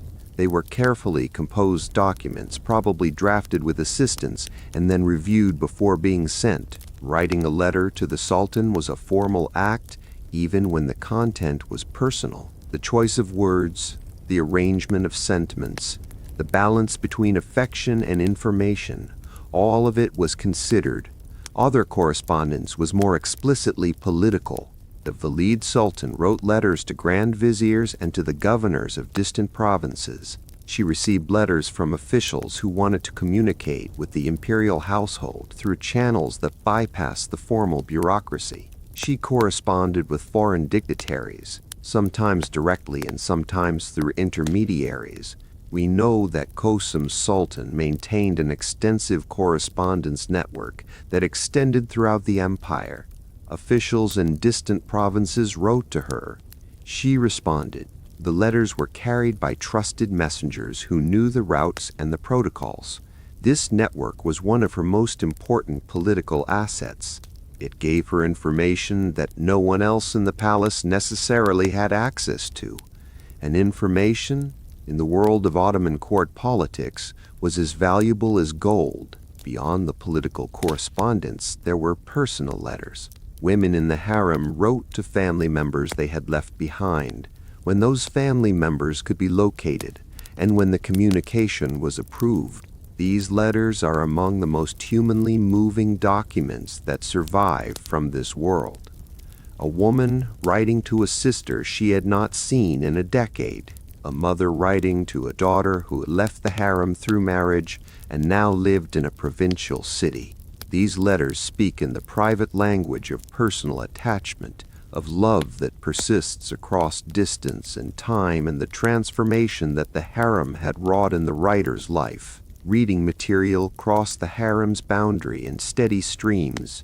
Books were important in the Ottoman world. The empire had a rich manuscript culture, with professional copyists who reproduced texts by hand and an active market for books of all kinds. Religious texts, of course, but also poetry and history and philosophy and scientific treatises and collections of stories and biographies of famous figures and geographical descriptions of distant lands. Into the harem came books of many kinds. The women who lived there were educated readers, as we have established. They were consumers of literature in the fullest sense.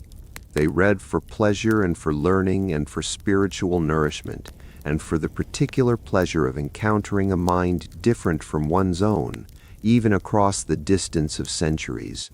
The poetry collections were especially important. New poems by living poets circulated through the literary world of Istanbul, passed from hand to hand, discussed and debated and memorized. The women of the harem participated in this circulation. A new poem by a celebrated poet would find its way inside. It would be read. It would be discussed. It would perhaps inspire a response, a counterpoem written by one of the harem's own accomplished writers, which would then find its way back out into the literary world outside. This exchange of literary culture was one of the most intellectually alive connections between the harem and the world beyond its walls. The women inside were not passive recipients of culture produced elsewhere. They were participants in it, contributors to it. Their voices, however filtered and however carefully managed the channels through which those voices traveled, were part of the broader conversation of Ottoman intellectual life. There were moments when the boundary between the harem and the outside world became, briefly and carefully, permeable in the most physical sense. The most significant of these moments were the imperial processions, occasions when the Sultan moved through the city with great ceremony, accompanied by his household. These processions were major events in the life of Istanbul. People lined the streets to watch. The military bands played. The officials of the empire rode in order of their rank. And somewhere in that procession, enclosed in curtained carriages or litters, were the women of the imperial household. The curtains and the screens meant that the women inside could see the world passing outside without being clearly seen themselves. The asymmetry of the lattice window was replicated here in movement to the streets of the city they inhabited but rarely moved through.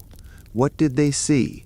The crowds lining the streets, tens of thousands of people pressing close to watch the Sultan pass. The buildings of the city, the mosques and markets and khans and caravanserais that made up the physical fabric of Istanbul. the faces of ordinary people, shopkeepers and craftsmen and fishermen and children who had climbed onto walls for a better view, the water when the procession passed near the shore, the boats, the ordinary, living, breathing world that existed just beyond the walls they inhabited. These glimpses mattered. They were not simply entertainment or a welcome break from the interior. They were a reminder that the world continued beyond the harem's boundaries, that the city was real, that the water was real, that the people in the streets were real, and that the harem, for all its interior completeness, was not the whole of the world. We should spend a moment with the other side of this window, with what the world outside the harem imagined was happening within its walls. Because the imagination of the outside world ran very freely in the absence of real information, European travelers and diplomats in Istanbul were fascinated by the harem. It was, to them, one of the most intriguing and inaccessible aspects of Ottoman life. They wrote about it extensively in their memoirs and their letters home. They tried to gather information from whatever sources they could access. Merchants who had done business near the palace, former residents who had left the harem through marriage and were occasionally willing to speak carefully about their experiences. The eunuchs, some of whom could be spoken to indirectly through intermediaries, but the information they gathered was always fragmentary, always filtered, always shaped by the agendas of the people who provided it. And in the absence of complete information, imagination filled the gaps. The image that European writers and painters constructed of the harem was a projection of their own fantasies and anxieties more than a description of anything real. It emphasized luxury and idleness and sensuality, reflecting what European men imagined they would create if given the same circumstances. It portrayed the women as passive and interchangeable and without agency, reflecting assumptions about women that were widespread in European culture of that era. It ignored the education and the politics and the culture and the genuine complexity of the world inside. These images spread through European culture with remarkable persistence, paintings that depicted the harem as a scene of languid beauty, novels that treated it as a setting for romantic adventure, travel accounts that dressed speculation in the language of eyewitness testimony. The women inside the harem, of course, could not easily correct the record. They were not available for interview. Their own accounts of their lives were private and rarely reached outside audiences. The image the outside world had constructed of them was largely independent of anything they might have wished to say about themselves. This is one of the ironies of the harem's history. A place whose inhabitants were, as we have seen, educated and articulate and culturally sophisticated, was represented to the wider world as a place of beautiful, passive, intellectual vacancy. The latticed window let them see out, but it did not let the outside world see in accurately. Let us step back from this window now. The boat we watched at the beginning of this section has crossed to the far shore. The strip of water is still there, still catching the light, still moving. The pigeon on the rooftop has been joined by two others. The cloud in the sky has changed shape, become something more elongated, moving eastward. The world outside has continued while we stood here watching, and that, in the end, is the truest thing about the harem's relationship with the outside world. The world continued. It did not stop or slow because there were women watching it from behind lattice screens, and the women inside continued too. Their lives did not stop at the wall. Their minds ranged freely beyond it, through correspondence and reading and music and the vivid, specific, ongoing work of being fully human in whatever space is given to you. The wall was real. The connection was also real. Both things, as always in this story, were true at once.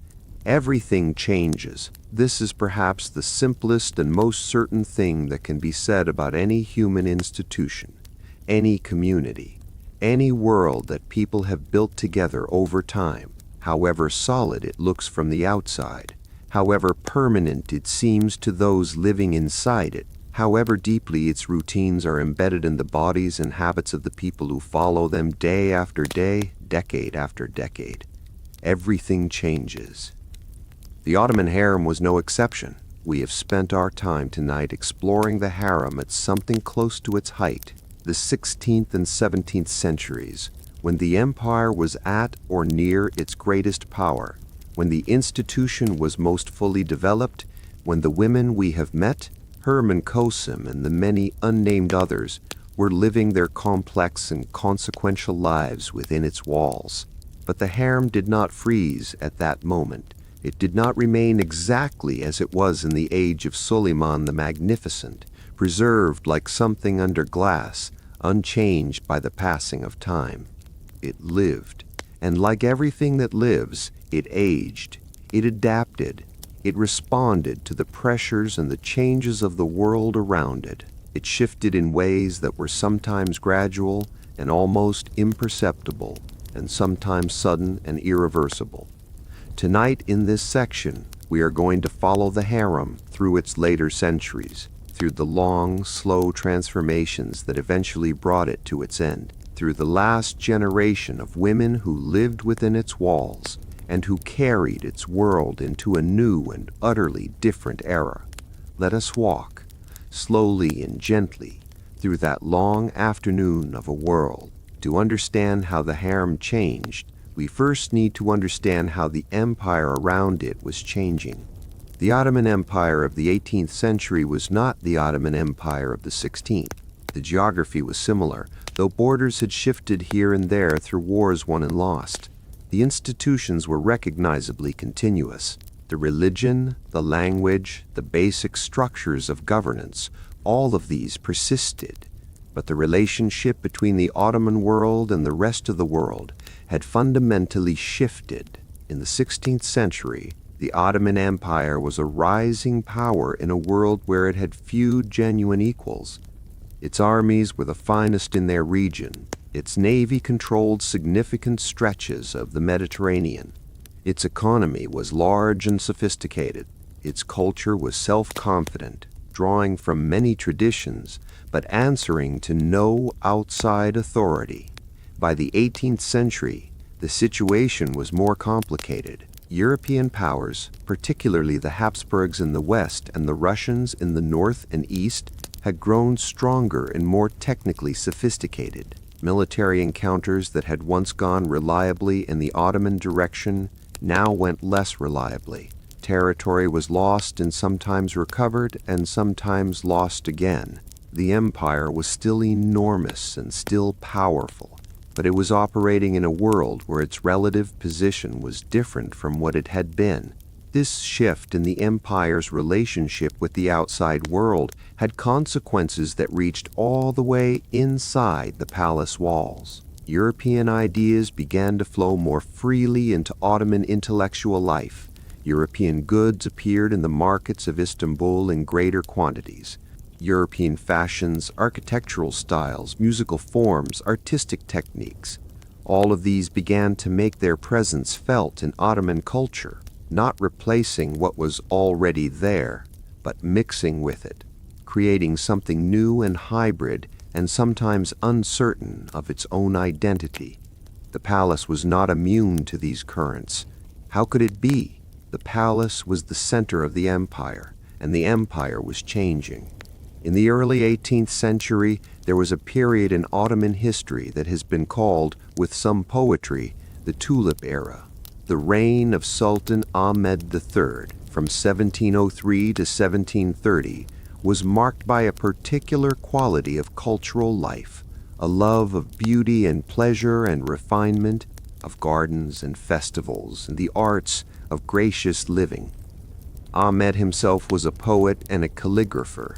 His Grand Vizier, Nevşehir Hurli Damat Ibrahim Pasha, was an enthusiastic patron of the arts and an advocate of engagement with European culture and ideas. During this period, the gardens of the palace became even more elaborate. Nighttime festivals were held with thousands of candles and lamps creating extraordinary illuminated landscapes in the gardens around the Bosphorus. Flowers were central to these celebrations, and the tulip above all, that flower which had always been beloved in Ottoman culture, but which now became something approaching an obsession. New varieties of tulips were cultivated and named and competed over with a passionate intensity that seems remarkable to modern eyes. A particularly fine new variety could make its breeder famous and wealthy. The aesthetic criteria for the perfect tulip, its ideal proportions and colors, and the precise shape of its petals were debated and codified with the seriousness of a philosophical discourse. Within the harem, this broader cultural atmosphere expressed itself in the particular flavors of daily life.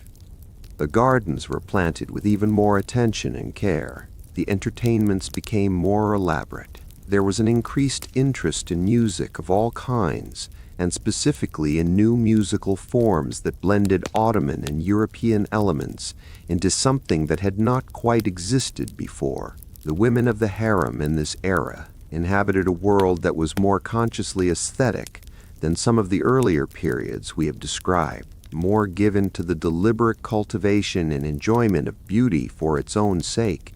But the tulip era ended abruptly. In 1730, a rebellion led by a Janissary soldier named Patrona Halil brought the period to a close. Ahmed III abdicated. The Grand Vizier was killed. The elaborate gardens were dismantled. The celebration of beauty and pleasure was succeeded by something more austere. The harem, as always, absorbed this change and continued. One of the most significant physical changes in the harem's later history was the movement away from Topkapı Palace. Topkapı had been the center of Ottoman imperial life for centuries.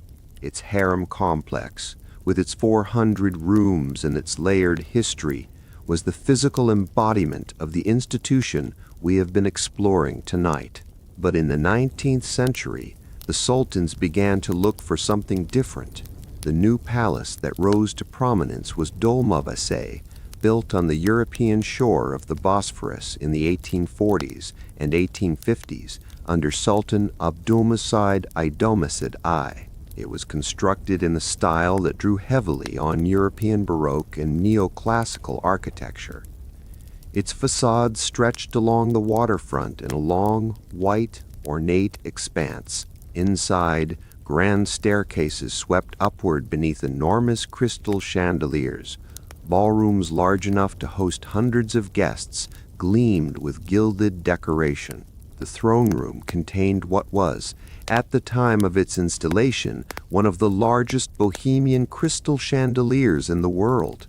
This was a very different kind of palace from Topkapı. Topkapı was organized around interior courtyards. It turned inward. Its beauty was intimate and detailed, revealed slowly as you moved through its layers. It was a palace built for a culture that valued privacy and interiority and the careful management of who saw what. Dolmabahçe turned outward. It faced the water, presenting itself to anyone who passed on the Bosphorus. Its grandeur was immediately visible, impossible to miss, designed to impress from the outside. It was, in its architecture, a statement about how the empire wanted to be seen by the European world it was increasingly engaging with.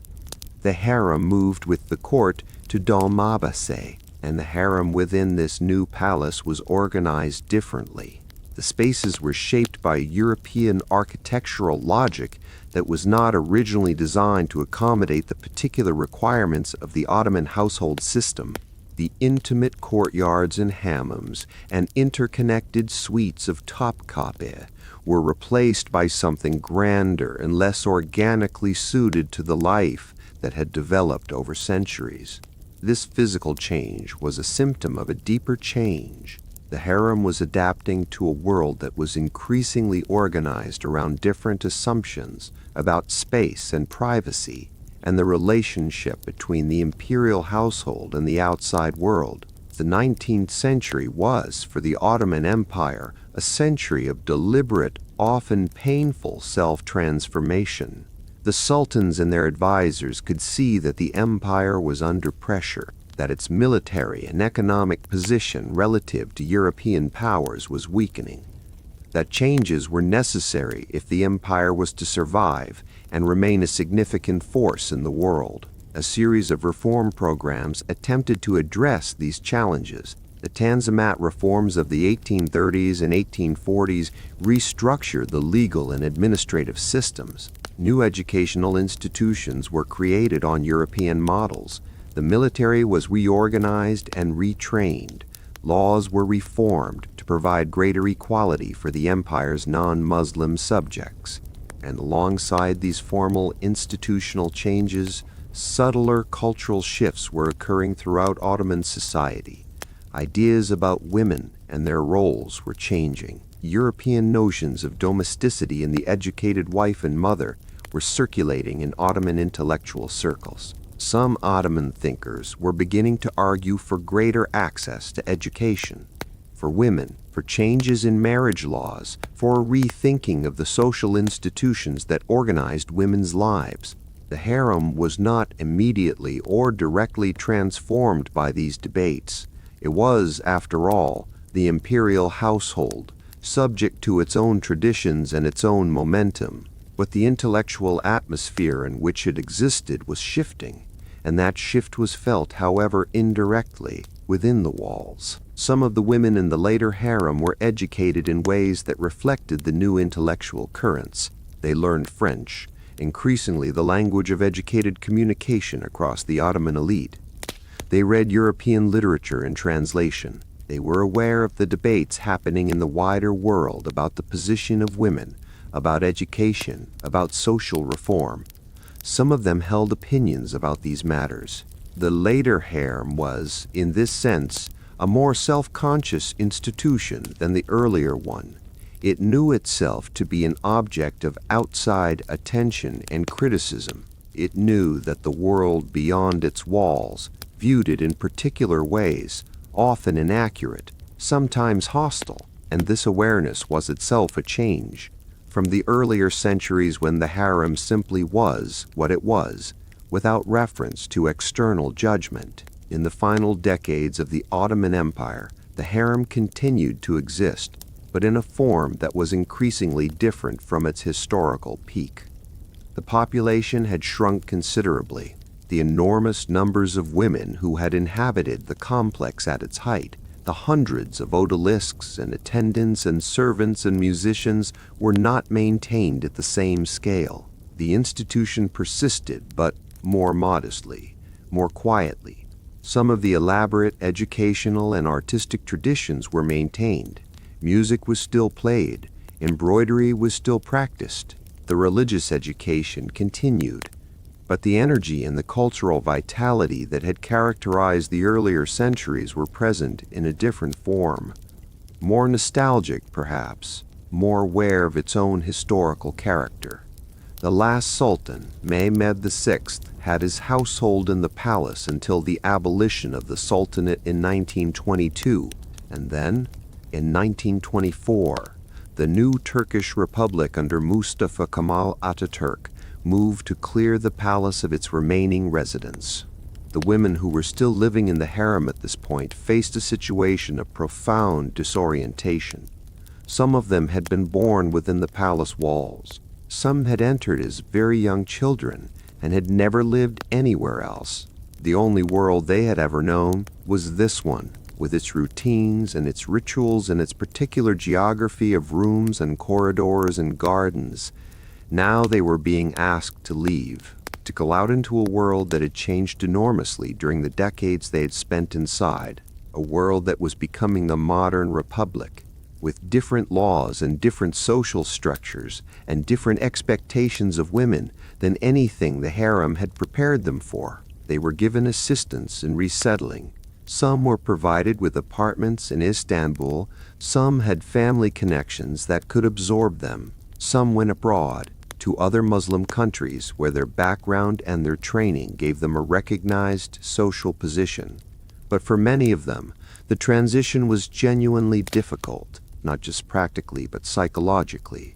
The loss of a world that had been total that had provided not just shelter and food, but identity and community, and the entire structure of daily meaning, was a loss that could not be simply overcome by practical arrangements. A few of the women who lived through this transition wrote about it.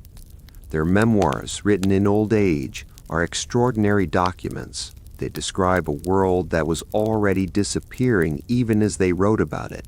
They reach back through decades of memory to reconstruct the textures and the rhythms and the particular quality of life that they had known. One such memoir describes the smell of a particular room in the palace, the way the light came through the latticed windows in the afternoon, the sound of the fountains, which was so constant and so familiar that you only noticed it in its absence, when you left and found the world outside strangely quiet without it. Another describes the food, the particular taste of a sweet pudding that was made on special occasions, a recipe she had never been able to exactly reproduce outside the palace because some ingredient or some technique of the palace kitchens could not be replicated in an ordinary household kitchen. Another describes the community, the women she had grown up alongside, the older women who had taught her and cared for her, the friends she had made, the complex web of relationships that had constituted her social world, abruptly dissolved when everyone scattered in different directions in 1924. These memoirs are not dramatic documents. They are quiet ones, reflective, written in the voice of old women looking back at a long life and trying to make sense of its arc, trying to hold on to something that was passing away, trying to put into words a world that most people had never seen and would never see.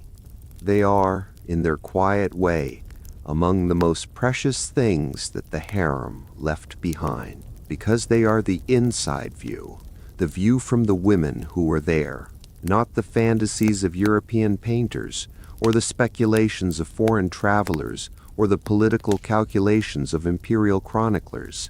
The actual, lived, remembered experience of human beings who had spent their lives in that world and who knew it from the inside, in all its ordinary complexity and its particular beauty and its very human mixture of richness and constraint.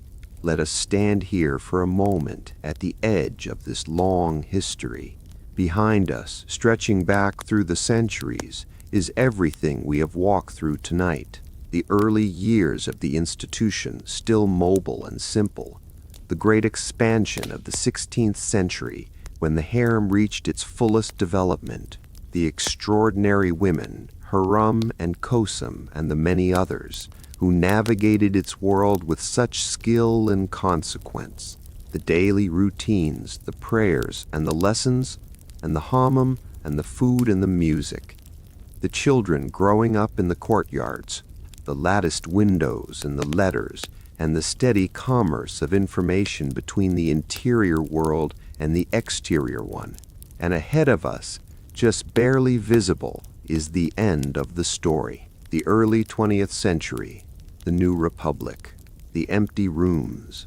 We are standing at a threshold, looking back at a world that is gone, trying to see it clearly and gently and honestly. The harem was many things. It was not simple, and it was not one thing. It was a place of education and culture and music and art and extraordinary culinary tradition and complex politics and deep human relationships. It was also a place of constraint and hierarchy and sometimes suffering. It was, above everything, a human place, and human places, when they end, leave something behind them, a quality in the air, perhaps, a memory in the stones, a record in the letters and memoirs and poems and embroidered cloths that have outlasted the people who made them. And tonight, in the quietness of wherever you are resting, something of that world has reached you, which means it is not entirely gone, which means, in some small and important way, it continues. Let us take one last walk, a slow one, unhurried, The kind of walk you take when you know it is the last time you will be somewhere and you want to carry as much of it with you as possible. When you find yourself pausing in doorways and running your hand along a wall and looking up at a ceiling you have looked at 100 times before but are only now truly seeing. We have spent this entire evening inside the world of the Ottoman Harem. We have walked its corridors and sat in its schoolrooms and stood at its windows and listened to its music and tasted its food and followed the stories of its remarkable inhabitants through centuries of extraordinary history. And now we are approaching the end of our time here. Not because there is nothing left to say. There is always more to say. History is inexhaustible in that way. Every room we have entered tonight could have held us for hours longer. Every story we have followed could have branched into a dozen other stories, each one as rich and as human as the one we stayed with. But the night is deepening, and before we go, we should spend some time with what remains, with what the harem left behind, because it left behind more than most people realize. Let us begin with the most tangible kind of legacy, the stones and tiles and timbers that are still standing. Topkapı Palace is there, right now, tonight, on its hill above the Bosphorus in Istanbul. The palace complex that housed the Ottoman court for nearly 4 centuries is standing, visited each year by millions of people from every part of the world, maintained and studied and slowly, carefully restored by the scholars and conservators whose life's work it is to understand and preserve what survives. The harem section of Topkapı is open to visitors. You can walk through it. You can stand in the actual rooms where the Valide Sultan held court. You can see the actual tiles on the walls, still brilliant after 400 or 500 years. Their blues and greens and whites and the occasional deep red still vivid, still alive with color in a way that seems almost impossible for something so old. The tiles deserve to linger over, because they are among the most beautiful things the Ottoman world produced, and the finest examples of them are right here in these rooms. The tiles of Topkapı's harem were made primarily in Iznik, a city in northwestern Anatolia that was, during the 16th and 17th centuries, the center of one of the greatest ceramic traditions in the world. Iznik potters developed techniques for producing a particular intense red, a red made from a clay slip applied thickly enough to stand slightly raised above the surface of the tile, that has never been perfectly replicated since. Combined with the cobalt blue and the turquoise and the white ground, this red produced color combinations of extraordinary richness and vitality. The designs on the tiles are endlessly varied, but share a common aesthetic language. Flowers, always flowers. Tulips with their characteristic pointed petals. Roses rendered with a stylized naturalism that captures the essence of the flower without being merely botanical illustration. Carnations and hyacinths and blossoms that may be pomegranate or may be something purely imaginary. Interwoven with these floral elements are curling leaves and spiraling tendrils, and occasionally birds, a crane or a peacock, worked into the design with the same fluency as the flowers. Standing in a room whose walls are covered floor to ceiling with these tiles, you understand something about the aesthetic ambition of the people who created this space. They were not simply decorating walls. They were constructing an environment, a total environment in which every surface contributed to an overall effect of beauty that was meant to be inhabiting rather than merely viewing. This was a world designed to be lived in beautifully, and the tiles are the most permanent surviving evidence of that design. Beyond the architecture itself, the palace collections hold objects that once belonged to the world of the harem. The textile collection is extraordinary. Fragments of the silks that dress the women of the harem, preserved in museum conditions, their colors still present though altered by time. Lengths of fabric that were never made up into garments stored in the palace treasury and surviving intact. The weave structures and the color combinations and the patterns tell us directly about the aesthetic preferences of the women who chose and wore these fabrics. There are embroideries, pieces worked in silk thread and gold thread on linen or silk ground, depicting the floral motifs that were so central to Ottoman visual culture. Some of these pieces are attributed to specific women, including members of the imperial family, though the attributions are sometimes uncertain.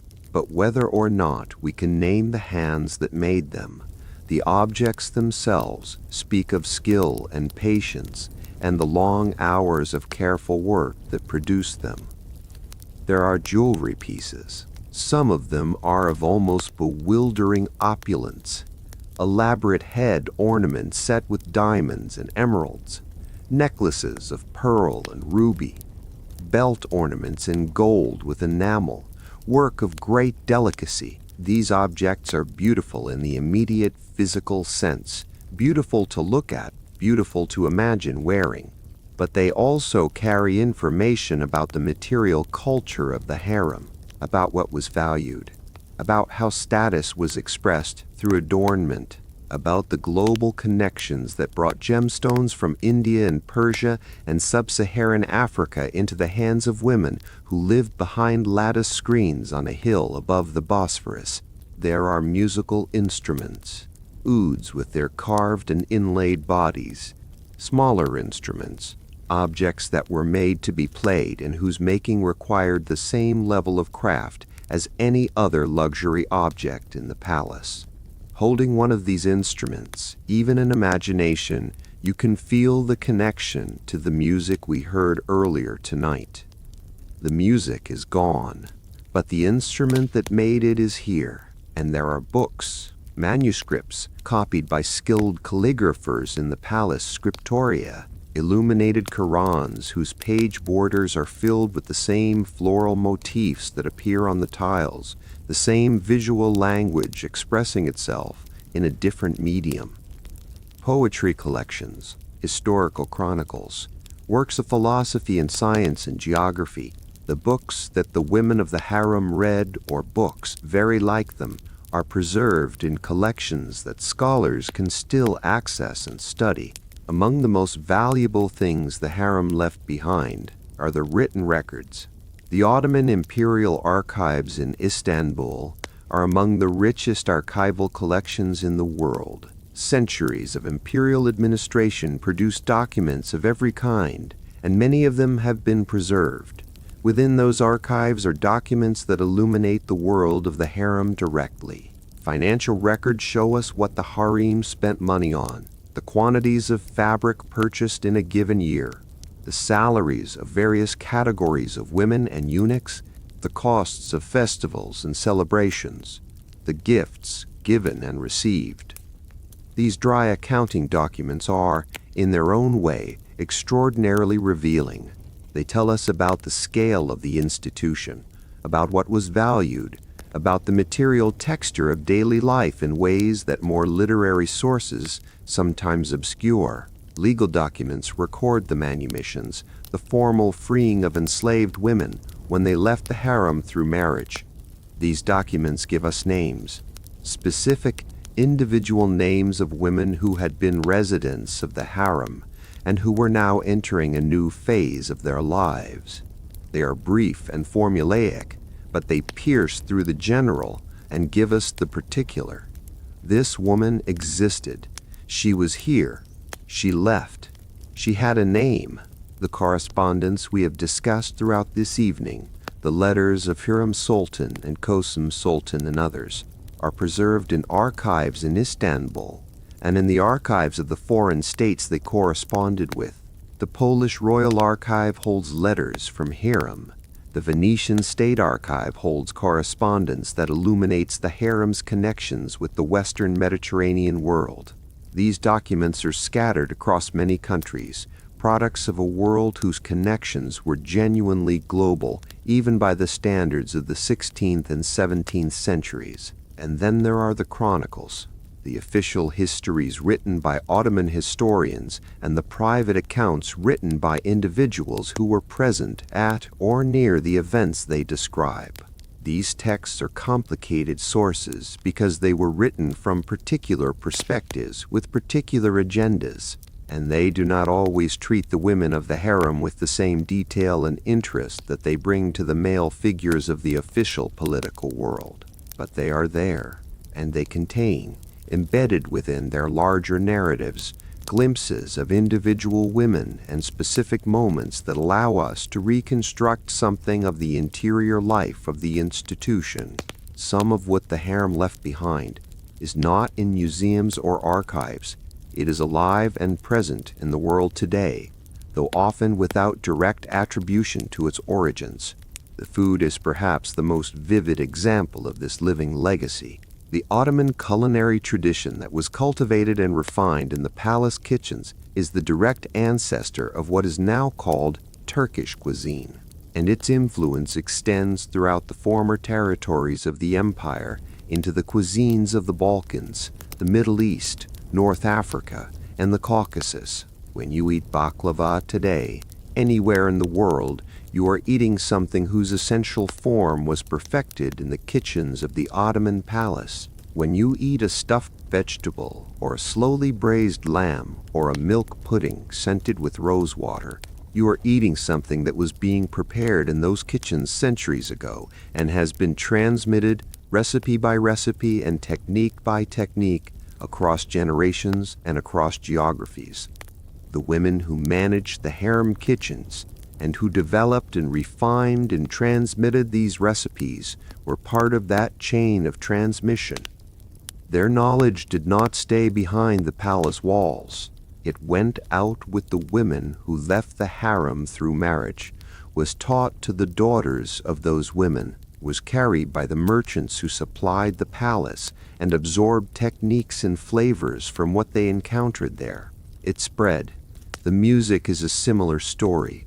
The Ottoman classical music tradition that was cultivated in the harem and in the broader court musical culture did not end when the empire ended. It was transmitted through teachers and students, through the conservatories that were established as the empire modernized, through recordings made in the early 20th century when the technology first became available. Today, it is performed and studied and loved by musicians and audiences in Turkey and throughout the former Ottoman world, and increasingly in the broader global musical community. The makam system, the instruments, the repertoire of classical compositions, the aesthetic values that governed how the music was made and listened to, all of these things continue, developed and changed and reinterpreted by each generation of musicians who encounters them, as any living tradition must be, but continuous with what came before, connected to it, carrying something of it forward into the present. We mentioned the memoirs briefly in our previous section, but they deserve more time here, because they are among the most humanly significant things the harem left behind. Several women who lived in the harem during its final decades wrote accounts of their experiences. These texts are not all equally detailed or equally literary. Some are brief and fragmentary. Some were dictated to others who wrote them down. Some were written in old age, reaching back through 50 or 60 or 70 years of memory to reconstruct a world that had passed. But they share a quality that makes them uniquely precious. They are inside views. They describe the harem as it was experienced from within by the people who actually lived there, in contrast to all the outside views that have dominated how the institution has been represented and imagined. One memoir describes the daily rhythms of harem life in a way that resonates deeply with everything we have explored tonight. The prayers and the meals and the lessons and the music and the long afternoons of embroidery, the particular atmosphere of different seasons, the garden in spring when the roses bloomed and the air was full of their fragrance, the hammam in winter when the steam and warmth were especially welcome against the cold, the relationships between women, the hierarchies and the friendships and the occasional sharp conflicts, and the deep bonds formed over years of shared daily life. Another memoir focuses more on the political dimensions of the late harem, on the atmosphere of uncertainty that characterized the final decades of the empire, when everyone inside the palace could feel that the world outside was changing in ways that would eventually reach even the most interior spaces. Another is primarily concerned with the experience of leaving, with the strange, disorienting, grief-titting process of stepping out of the only world you had ever known into a world that was completely unprepared for you and that you were completely unprepared for, of having to learn in late middle age skills and habits and orientations toward the world that most people develop in childhood and young adulthood, of mourning a world that most of the people around you had never seen and could not quite imagine.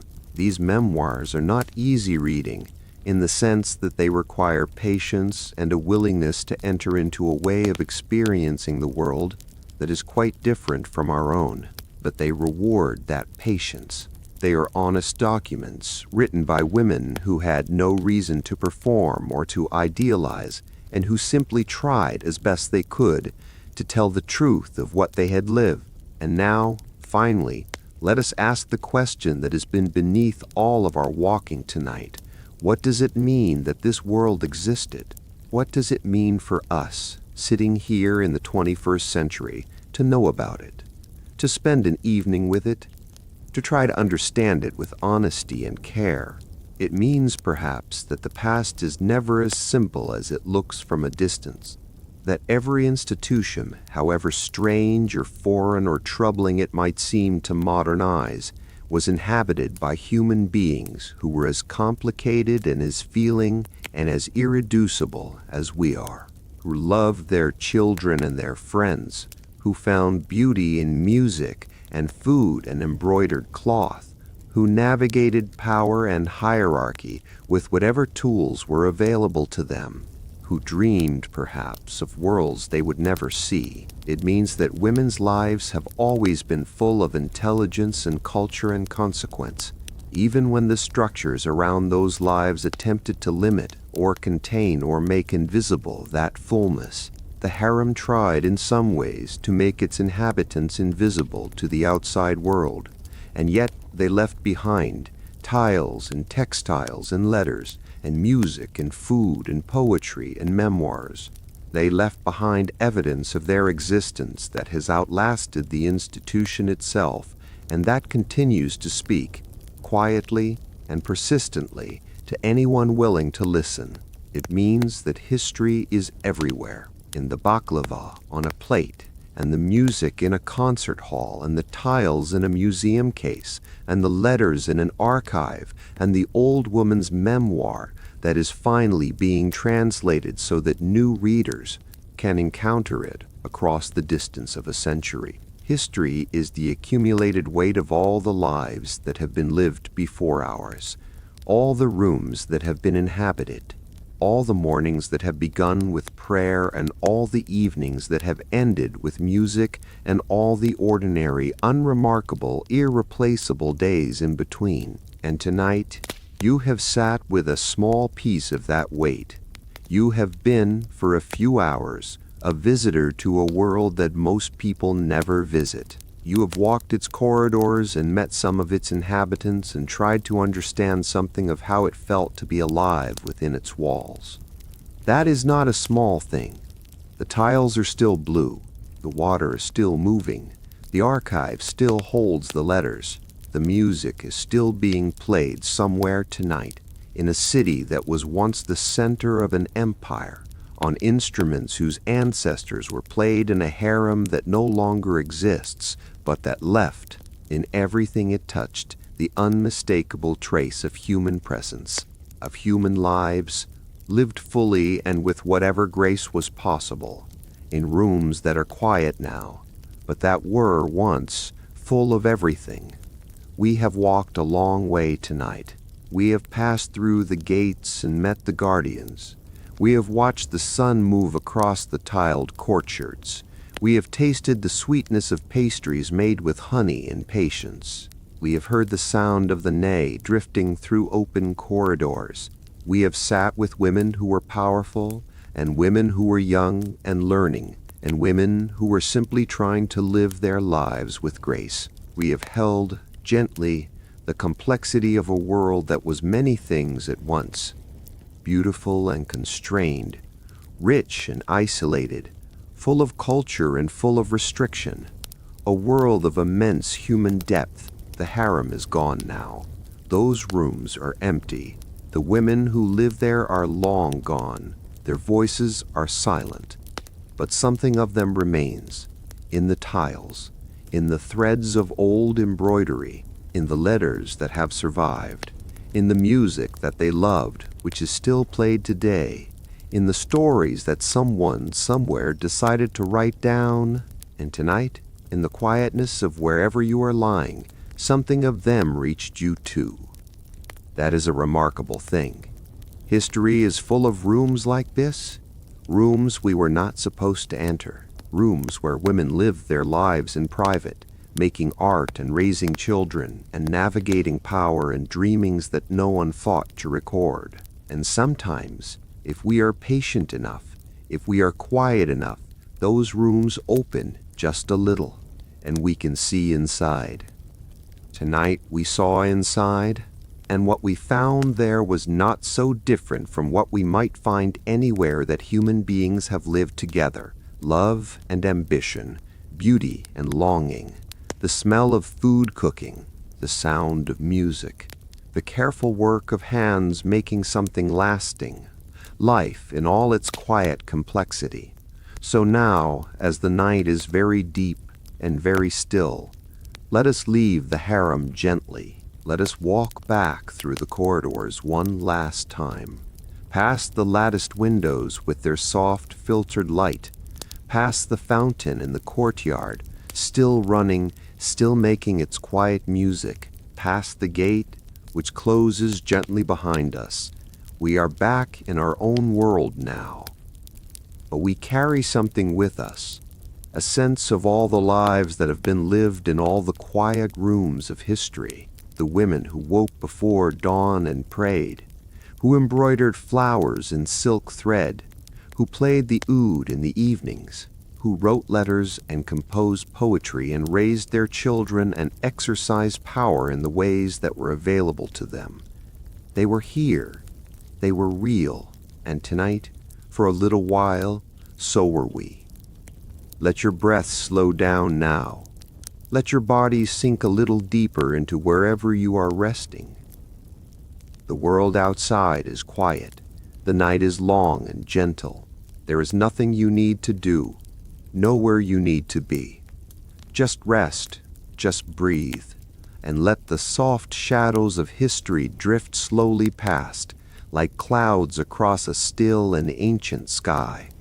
Good night. Sleep well, and thank you for listening.